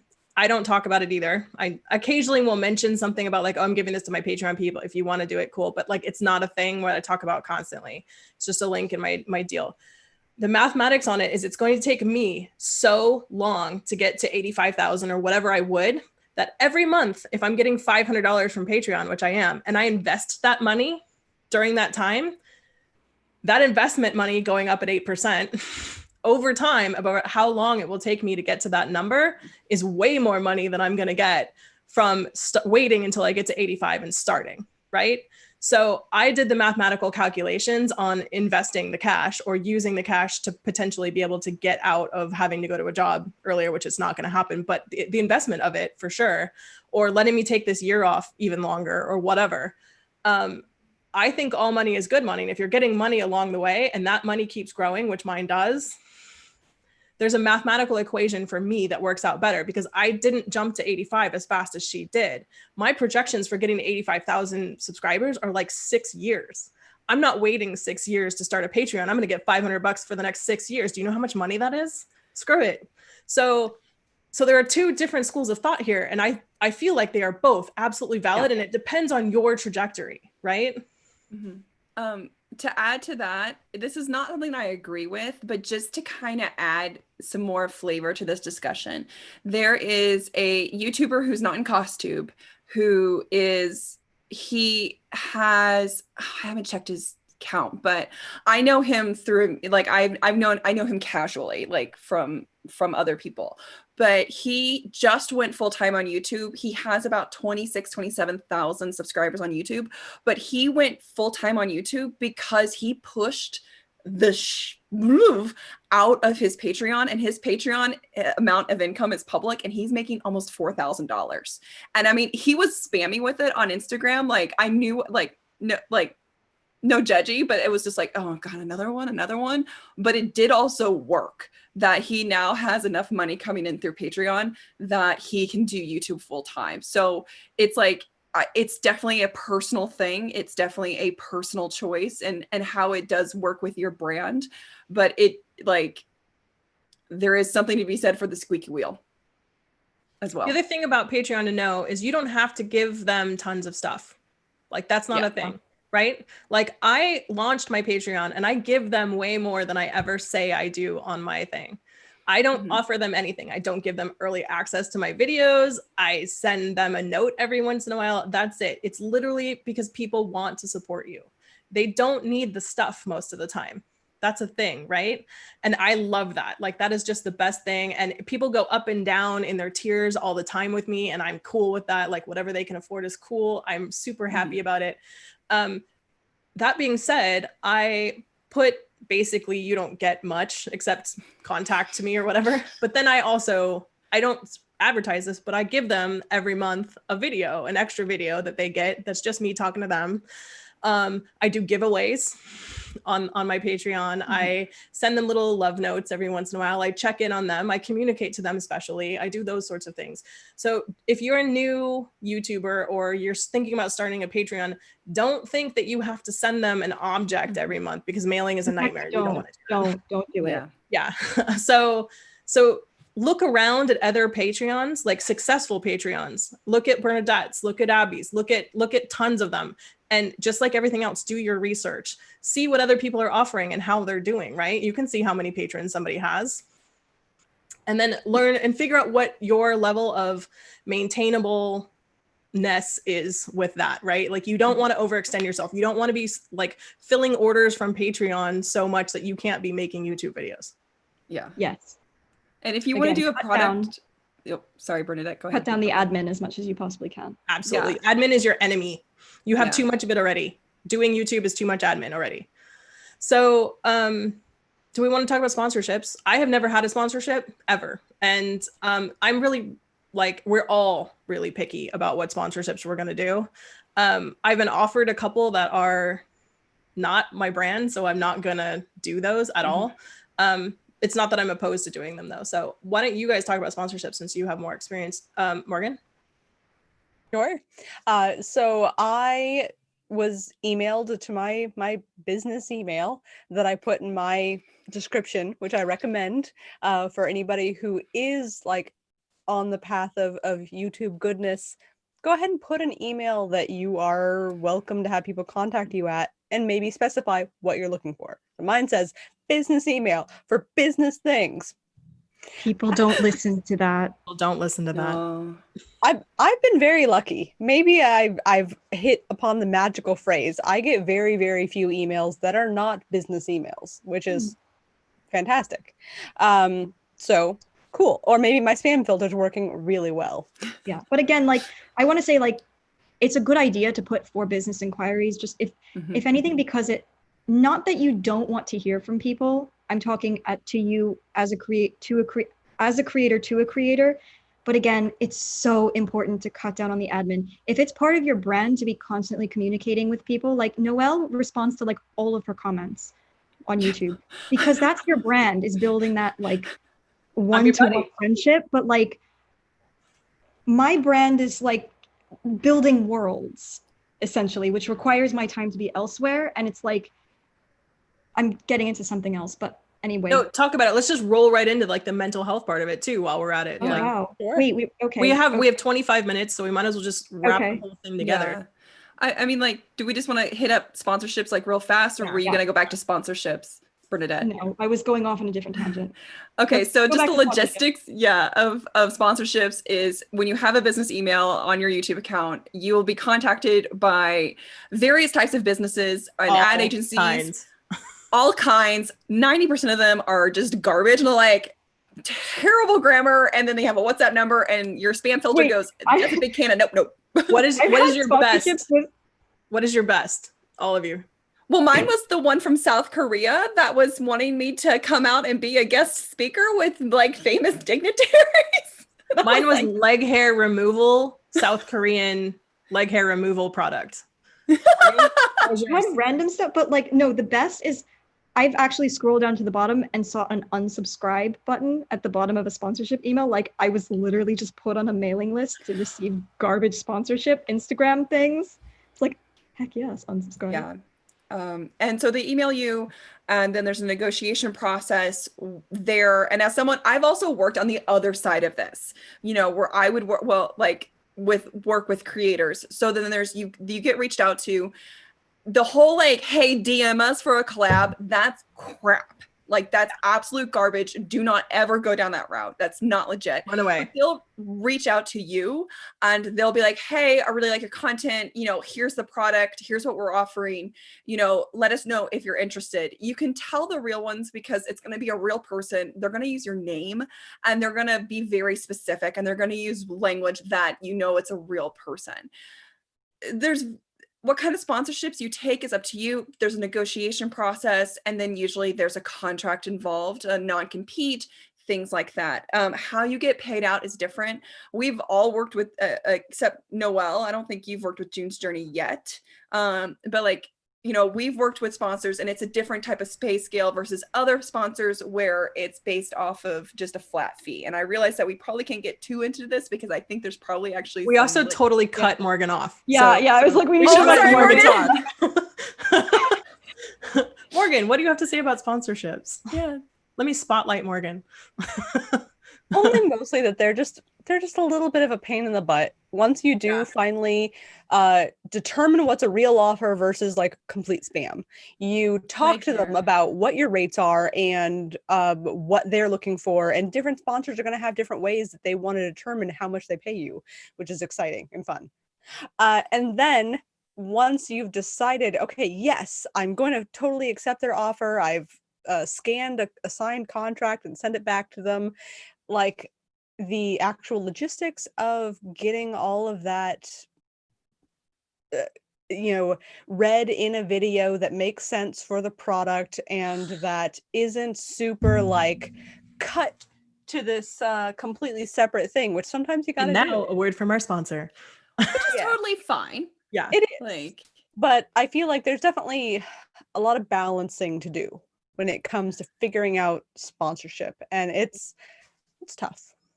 How do I incorporate Korean leg hair removal into my sewing video? It's like some of it's so stupid and like ridiculous, but I will say, as someone who also consumes YouTube, I never begrudge someone discussing an ad. I never begrudge someone who's like, this video is sponsored by this, because I'm like, yeah, you get that money. Because it's like, it's 60 seconds. It's totally fine. And what it means is that they're in a position where they are able to create more content because they just had their bills paid for the month from that sponsorship. So large corporations funding independent creators to make content for free for however many hundreds of millions of people to enjoy. Yeah. I'm biased because I am one of those creators and I have benefited from sponsorship money, but like it complies with my ethic. Well, okay, so like the whole sustainability debate of like selling physical products that are consumable is a whole other debate, but you know, that's something else entirely to get into. But you know, I like the promotion of digital products personally. Yeah. Of like, hey, people can try this thing, people can download this thing. It doesn't harm the environment. It funds independent creators. It funds the content that we enjoy. It doesn't feel wasteful or commercialized or materialistic or anything. And how do people find out how much they are worth? Because this is a good question. Blue Book. Social Blue Book. They're funky though, because their Instagram now requires a like Facebook page, and I don't like that. Yeah, that's broken. But yeah, mine doesn't. doesn't. I don't. I use it. I use the link. YouTube is fine, but yeah, the Instagram for that kind of number system doesn't. That's really Facebook demanding that. I know, it's garbage. Yeah. All right. So we have about 20 minutes, which I think is a perfect time because we need to talk about going viral and the mental effects of that. And the mental effects of having a social media account that's YouTube, and also upload schedules and the algorithm. So let's talk about mental health, guys. It's your number one thing to focus on, in my opinion, about having any social platform, period, end of subject, YouTube, Instagram, any of that. You put your own oxygen mask on first. If you are having bad mental health problems from being on these platforms, stop it right now. Boundaries are your friend. Boundaries are your friend. If you don't embrace your boundaries, comments, if you don't want to have comments, if you don't want to deal with your comments, don't do that. Like, do whatever you need to do to keep yourself happy and creative, because there will be guys, there will be trolls, there will be women, there'll be awful people who want to say things to you. My viewers are just freaking lovely. I very rarely get any kind of nasty comments, and I just love that. But it does happen, and one comment is the thing that sticks in your maw every time, right? Like every single time. So your mental health is your number one job, period, and everything else, money, all of it comes after that. Yeah. I will say a note on hate comments, just hopefully a little word of reassurance. One thing that I practice is I don't read my comment section. I used to be 48 hours. Now it's just 24 because it's just too much work for me to keep up with. It's a lot. Because those people, that's your notification squad. Those are the people who follow your videos, who anticipate your videos, who enjoy your videos, who are more likely to respond either positively to your videos and make you feel better about yourself, or who will give you constructive criticism. Because if you're doing something that's deviating, again, going back to that deviation from your brand, if you're doing something that's potentially going to lead you down a path that's going to ultimately destroy your brand, those are the first people who are going to tell you, and they're generally going to tell you a little bit nicer than the people who are stumbling upon your videos 3 or 4 or days in the future, or like months in the future. Your subscribers are your buddies. Yeah. So that's kind of my tip. That might go for all social media, maybe a little bit smaller for Instagram, because you only have a reach of 24 hours on Instagram before your post is dead to the world, but that's a different story. But the other thing about hate comments is that ultimately the real winner is you. If someone goes on your video and is trolling you, they watched your video, they watched your ad, maybe you got paid for it. Yeah. They're commenting, they're giving you engagement. So they're boosting the favorability of your video in the algorithm. Yeah. You are the only person who wins in that situation. Yeah. Yeah. And the thing is the way like the YouTube analytics is set up, you don't ever have to read your comments after a certain point, like ever again. Like you have to actively go and look for them after a certain point. So yeah, you know what? Have at it. Let me tell you guys all that have YouTube channels a little magic trick. There is a button for every single user that comments to you that it says hide user from channel. This is fantastic. And you know why? Because that person still can watch your videos. They can scream into the void. They can give you bad engagement and you don't see it. And nobody else who's looking at your channel sees it. And they don't know you hid them from your channel. So if anyone's a jerk to me, I hide them from my channel so they can keep giving me ad revenue. They can keep giving me negative comments and nobody knows. It's fantastic. Morgan, mental health. I mean, I feel like I definitely haven't had much of a viral mental health thing, which I know that you guys have. Negative comments every once in a while. Oh my goodness. One of them really does stick to me. But I feel like you get better at that. What's it, grow a thicker skin? Is, you know, it's just, it happens over time. You start to care less about people being kind of jerks. I think it's still absolutely relevant to pay attention to what comments are legitimate criticisms that you should consider, you know, especially if you're getting a lot of that same criticism. But usually that's not the case. Usually it's a person that says something kind of shitty.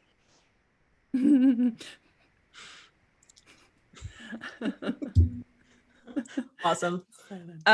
Okay, so upload schedules. This rolls into mental health to some extent. Your upload schedule, there's different schools of thoughts on it. I'm kind of random.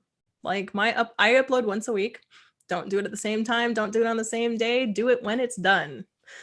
And that gives me the flexibility to not stress out about it. It is also why I don't give my Patreons a 24-hour advance warning, because I don't know when that's going to be, and I just want to put the thing up. So I am really compassionate to myself about my mental health with regard to my upload schedule. Morgan, I believe you are very compassionate to yourself about your upload schedule as well, yeah? I don't give a fuck. I post AdSense. I mean, Sorry, Bernadette. I've definitely had times where I tried to be more like weekly-ish. Like, I think there's very brief periods, if you go back in my upload history, where I kind of tried. And I was like, no, it's okay. It's okay to only post as often as you can. You know? And I recognize that there are distinct negative benefits. Drawbacks? Yeah. Yeah. To not being more regular. Like there's huge benefits to being somewhat regular, whether it's weekly-ish like Noelle, or specifically on the dot, a very specific day and time. Like those have huge benefits. But I guess for what it's worth, I'm kind of an example of, you can also get away with being completely random with your upload times, and I might not grow very fast, but I've grown. You got that 100K plaque? Yeah, it's totally possible. It's absolutely a thing. Bernadette, do you want to go or do you want me to go? Yeah. I'm not sure that I have necessarily anything of actual insight to No, add. you do, because you used to be absolutely solidly weekly, and then you switched. Well, yeah, but Abby is kind of going to say the same thing, right? Yeah. I mean, because I post on Sundays, ideally at 8:30, but like today I was like 30 minutes late. Ooh, my bad, just because I was distracted in the costume Discord server. But I have like seen, and just even from that one video, that I have trained my subscriber base. I have trained the YouTube algorithm to know that I'm going to put a video out at this point in time. And so I have other people's expectations. I have my subscribers. I have people who expect me on Sunday mornings now. I have people who expect me to be there for their Monday mornings. The YouTube algorithm also knows now that I'm going to be putting out videos at this point in time. So it basically is like expecting it to be able to go out. And then in addition, there's a negative and a positive drawback for this rigorous upload schedule that I have. Additionally, if I know that I have a hard date of I have to put my YouTube video on my Patreon on Saturday mornings at 8:30, what that means for me is I have the rest of the weekend done. So that, for my mental health, means that I force myself to bust it out during the week. So then that way I can have what seems to be a fairly normal weekend, you know, when my husband's home, and I can kind of, you know, have that normal ebb and flow. The drawback to this is, since I have to do a weekly upload at this point because of my income stream, if I don't have a runway, and I lost my runway in June, I am scrambling to create content. And that is exhausting and it completely burns you out. And then you're not going to produce as good of content as you want. So there's pluses and minuses to uploading weekly. My ideal situation is I would love to go to a twice a month upload schedule. You Me know, too. that's what I would love to do. But I know that I have to have a subscriber base to a certain point to be able to fund that. Yeah. So if I don't upload during that week sometime, I will get people coming and saying, are you okay? My subscribers are just the best. They're just checking on me. But I'm like, yeah, I'm just, that's the one thing I would say. Give yourself a vacation. Let your people know you're taking a vacation. Make sure you take a vacation. And Bernadette Banner, take days off. Yeah, have a weekend. Why you gotta call me out like that? Oh my gosh, she works so hard, you guys. She works so hard. She works every day. Constantly. Like, we're gonna get off this and she's gonna go to work. Like, this is how it is. She's gonna make dinner and then tomorrow morning back to work. So yeah, okay. Do you have anything about this that you want to say, Bernadette? Okay, well, I think one thing that I want to point out is that it's the viewers that you're training. Yeah. By having a weekly upload schedule. People are knowing to go to your channel and expect a video on Saturday morning because that's when Abby uploads. That's when Bernadette Banner uploads. That's when everyone clicks at once. And that's what triggers the algorithm to spread it. Yeah. So that's what can cause a little bit of a dip if you're slightly late and viewers aren't quite in the right place at the right time expecting that video. The algorithm could all of a sudden see a dip in immediate interest in the video and think it's not going to do well. So that's a little bit of a downside to being weekly. While it does give you really great momentum and it does assure that you have, if you're weekly, 4 videos every month, you can count roughly on that amount of ad revenue. Whereas if you only upload 2 a month, you're going to make less in ad revenue. So it's a little bit less of a reliable source of income. But it's not, again, like, if your video doesn't do well, it's something, I don't want to put the blame on the audience because I'm not pointing a finger, but it's because of your audience, not because of the algorithm. And it's ultimately like, it's your fault. Roll into the algorithm topic. Yeah, let's go into algorithm. And we need to talk about the algorithm and you're the master. So let's hear it. Oh yeah, we only kind of partly got into this. Yeah. But, okay, so basically I explained how the algorithm works, but the algorithm is triggered by a couple of different metrics. One is click-through rate. So how many times the video appears on someone's recommendation page to the percentage of how many times people click through to that specific video. That's why it's so important to have such an enticing thumbnail, because the first thing, as you're scrolling through your YouTube homepage, the first thing that catches your eye is the picture. If the picture is eye-catching, ooh, what's that? You read down to the title. If the title's intriguing, then you click. So your marketing should be focused on thumbnail, title, but the battle isn't won once you've got people to click on the video, because if people click on the video and they watch a minute of it, of a, I don't know, 30-minute video, the algorithm's going to be like, people are not interested in this. This is clickbait. I'm not going to put this in front of them. And YouTube uses those words to you in the back end. You get a little thing after like 3 hours. It says your video is doing really well as far as click-throughs, but people aren't staying on your video as long. And you're like, YouTube's so mean. They're like, your video's not doing well. It's like, thanks. You're comparing it to a viral video, YouTube. Thanks. Yeah. Obviously. So if you want a video to go viral, here's what you need to do. You need to have a really solid thumbnail, eye-catching thumbnail, intriguing title that gets people to click, but the video itself has to be so well-paced and entertaining. I want to highlight well-paced. It doesn't have to be long. The algorithm doesn't magically like long videos. It likes videos that are interesting and that holds people's attention for as much of the video as you possibly can. If people, do you guys know what your percentage is on how long? It changes because of how many people have seen it. So yeah, but it's a percentage that's overall, right? Like consistently watch 60% of my video. Magical number percentage though, of like, you have to have at least 30%. Yeah, there's no magical. Yeah. But I make hour-long videos, and if 60% of people are watching the entire video, that's fantastic. Yeah, I think my 18th century dress one's probably around like 40 something, which from what everyone else has said, that is actually like other YouTubers who talk about the business of YouTube, that like 40% for a video watch is pretty good. The one thing with the algorithm that's frustrating is that you can have a video, like, so my medieval video is what, 8 minutes long, and I have like a 90% retention rate, but YouTube is like, people are not watching this video as long as other people. It's like, well, that's because YouTube, it's only 8 minutes long and not 30.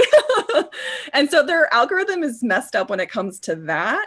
But the no, point I mean, is, like, you want they've left us alone, B. Like, you're not supposed to say that.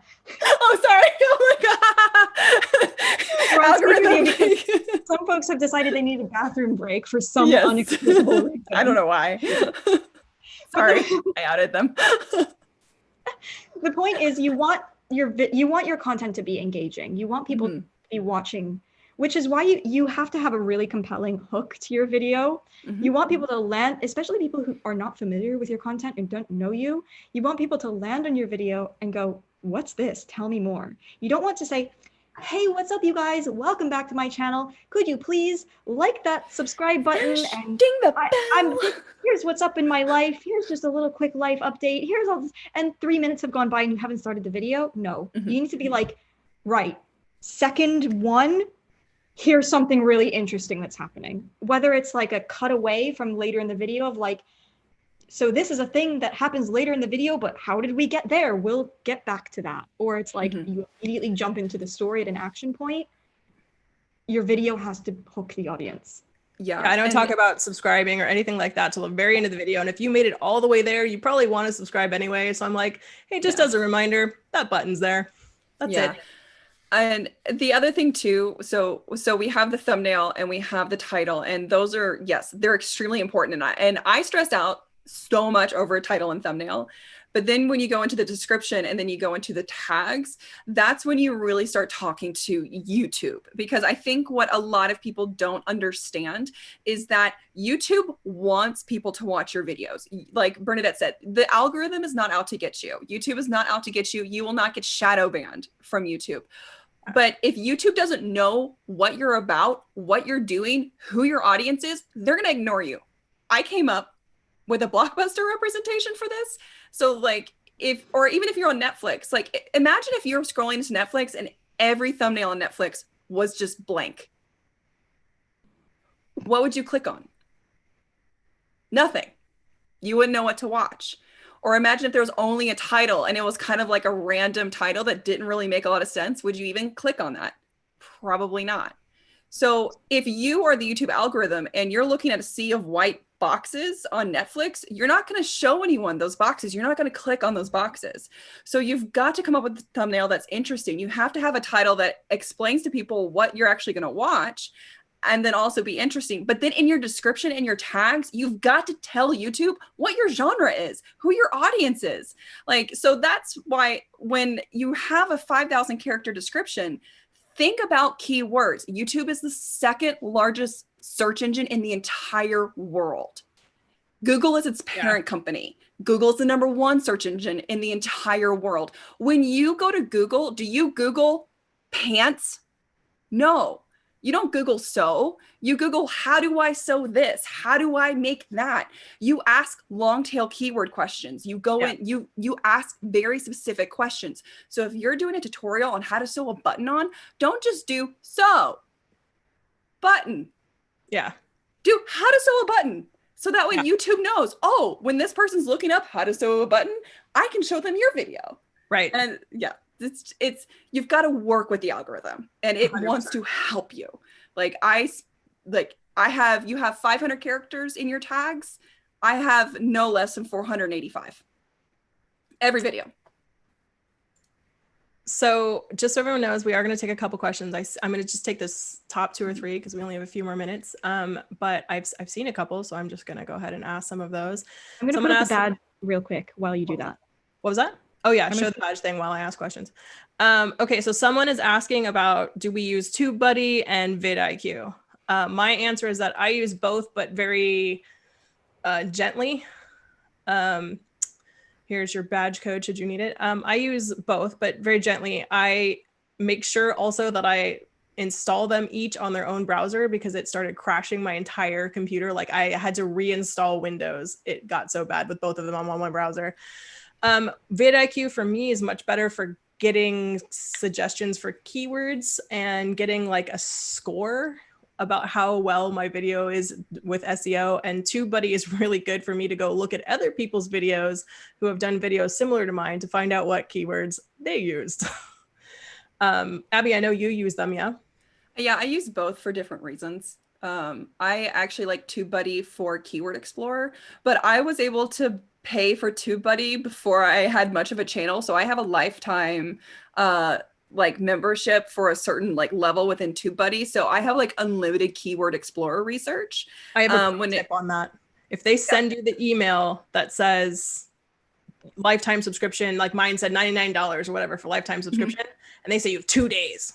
You can use that link forever and it'll still work. Same. So, I was late in mine and I still got it for. I use it for free, both of them. I just use the free version. Yeah, and the free one was really good. The only reason I got the paid one is because it was such a heavy, like massive discount. It was like $30 for lifetime. I was like, sure, okay, whatever. So I have unlimited Keyword Explorer like use. I'm not limited on how many keywords I look up.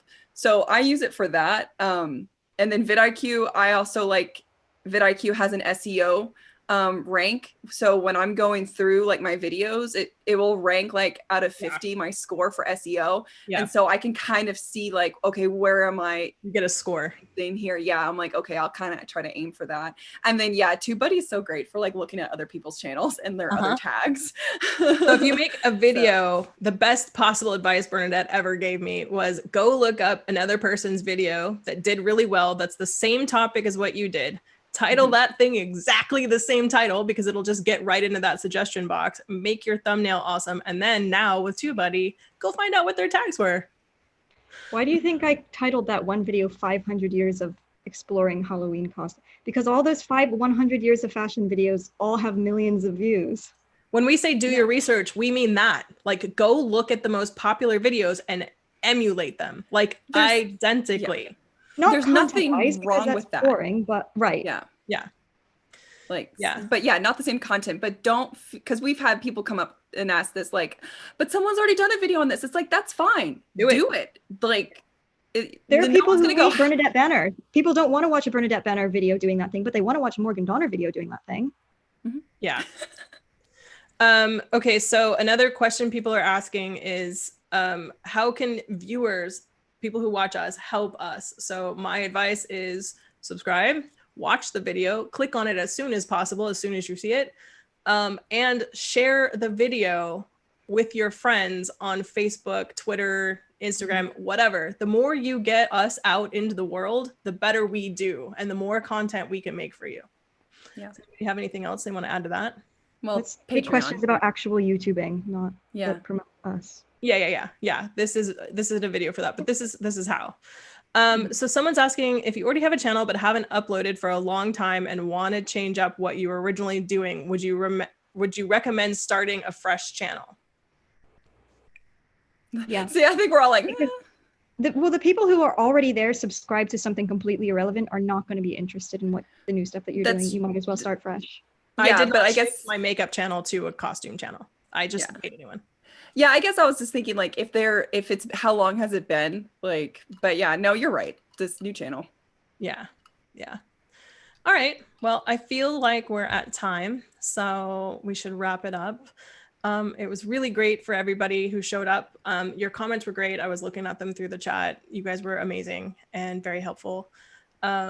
And I would like to thank all of you guys for being on this panel. It's amazing. Thank you, Bernadette, for hosting. Thank you, Bernadette. Thank you for moderating. No problem.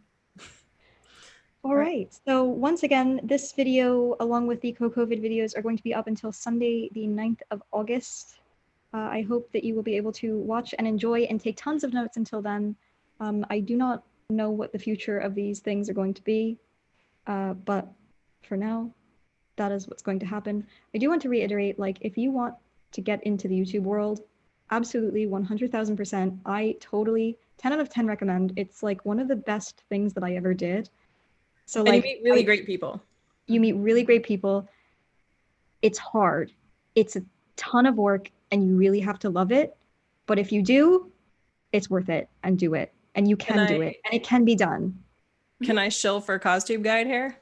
We have an Yeah. Instagram account called CosTube Guide. If you go to that, it's just CosTube Guide, all one word. If you want to be a CosTuber and you want to start a YouTube costume channel, the link in the bio has instructions on how to join us. You just have to have 2 costume videos on your costume related channel. That will give you access into like we have a Discord server and we have a Facebook group and we have all these things that are designed to help you as a community grow your channel. We give you support, we give you love. You can come complain about your bad comments. You can ask us questions about your titles, that sort of things. We're not always in it. But there are 150 people in there right now that are milling around wanting to talk to you about making YouTube videos. So if you are a CosTuber specifically, come join us. We want you. Like, we are the most welcoming community. If you're in another community, I highly encourage you start something like this. Yeah. The reason we are such a tight-knit, positive, supportive community is because we all interact with each other and we all support one another and we get to know each other. So it's not like, who is that random person that I feel like should be my competitor? It's all like, this isn't a paid thing. You don't have to pay to be a costume to join this club. It's all free, completely inclusive. We welcome all creators. Yeah. Please, we need creators of all types and backgrounds. And the CosTube Guide account has almost 10,000 followers, and we, for completely free, advertise your video for you for 2 days before you're going to put it out. So we are here, especially if you're a smaller channel, to push your channel for you. We're here to help you completely free just because we like you. So it's a big family. We love each other. Like, even the people you don't love, you love them and you're going to protect them. If you need a bouncer, I will go in your comment section and tell people they're a giant jerk. No problem. I love doing that. It's like one of my favorite ways to vent. It's fantastic. Yeah, you'll get some unique insights into the costume community. You'll get a CosTube mom. Yeah. So once again, thank you very much for joining us on this wonderful adventure. If you are sticking around on the COVID excitement, Noelle actually has a panel going on her channel in about 1 hour from now on inclusivity in the costuming community. I 100,000% recommend you check this out. It's some of the most wonderful costumers of color within our community talking about their experiences and how particular, I don't know, what are you going to be talking about? We're gonna be talking about the experience of being a costumer of color and what that is like, and then we're also going to try to arm people with suggestions on how you can help be anti-racist, especially within the CosTube community. Yeah, so please come join them over there. I will be down there in the chat in the comments. Yay, if you're a troll, please don't come. If you're a troll, get out, because I will block you. I have no problem using that block button. Yeah. All right. Well, thank you very much for joining us, and we will sign off this stream. This is the last of my COVID excitement. All right. Thank you for joining us, and we will see you all anon, friends. Bye. Bye.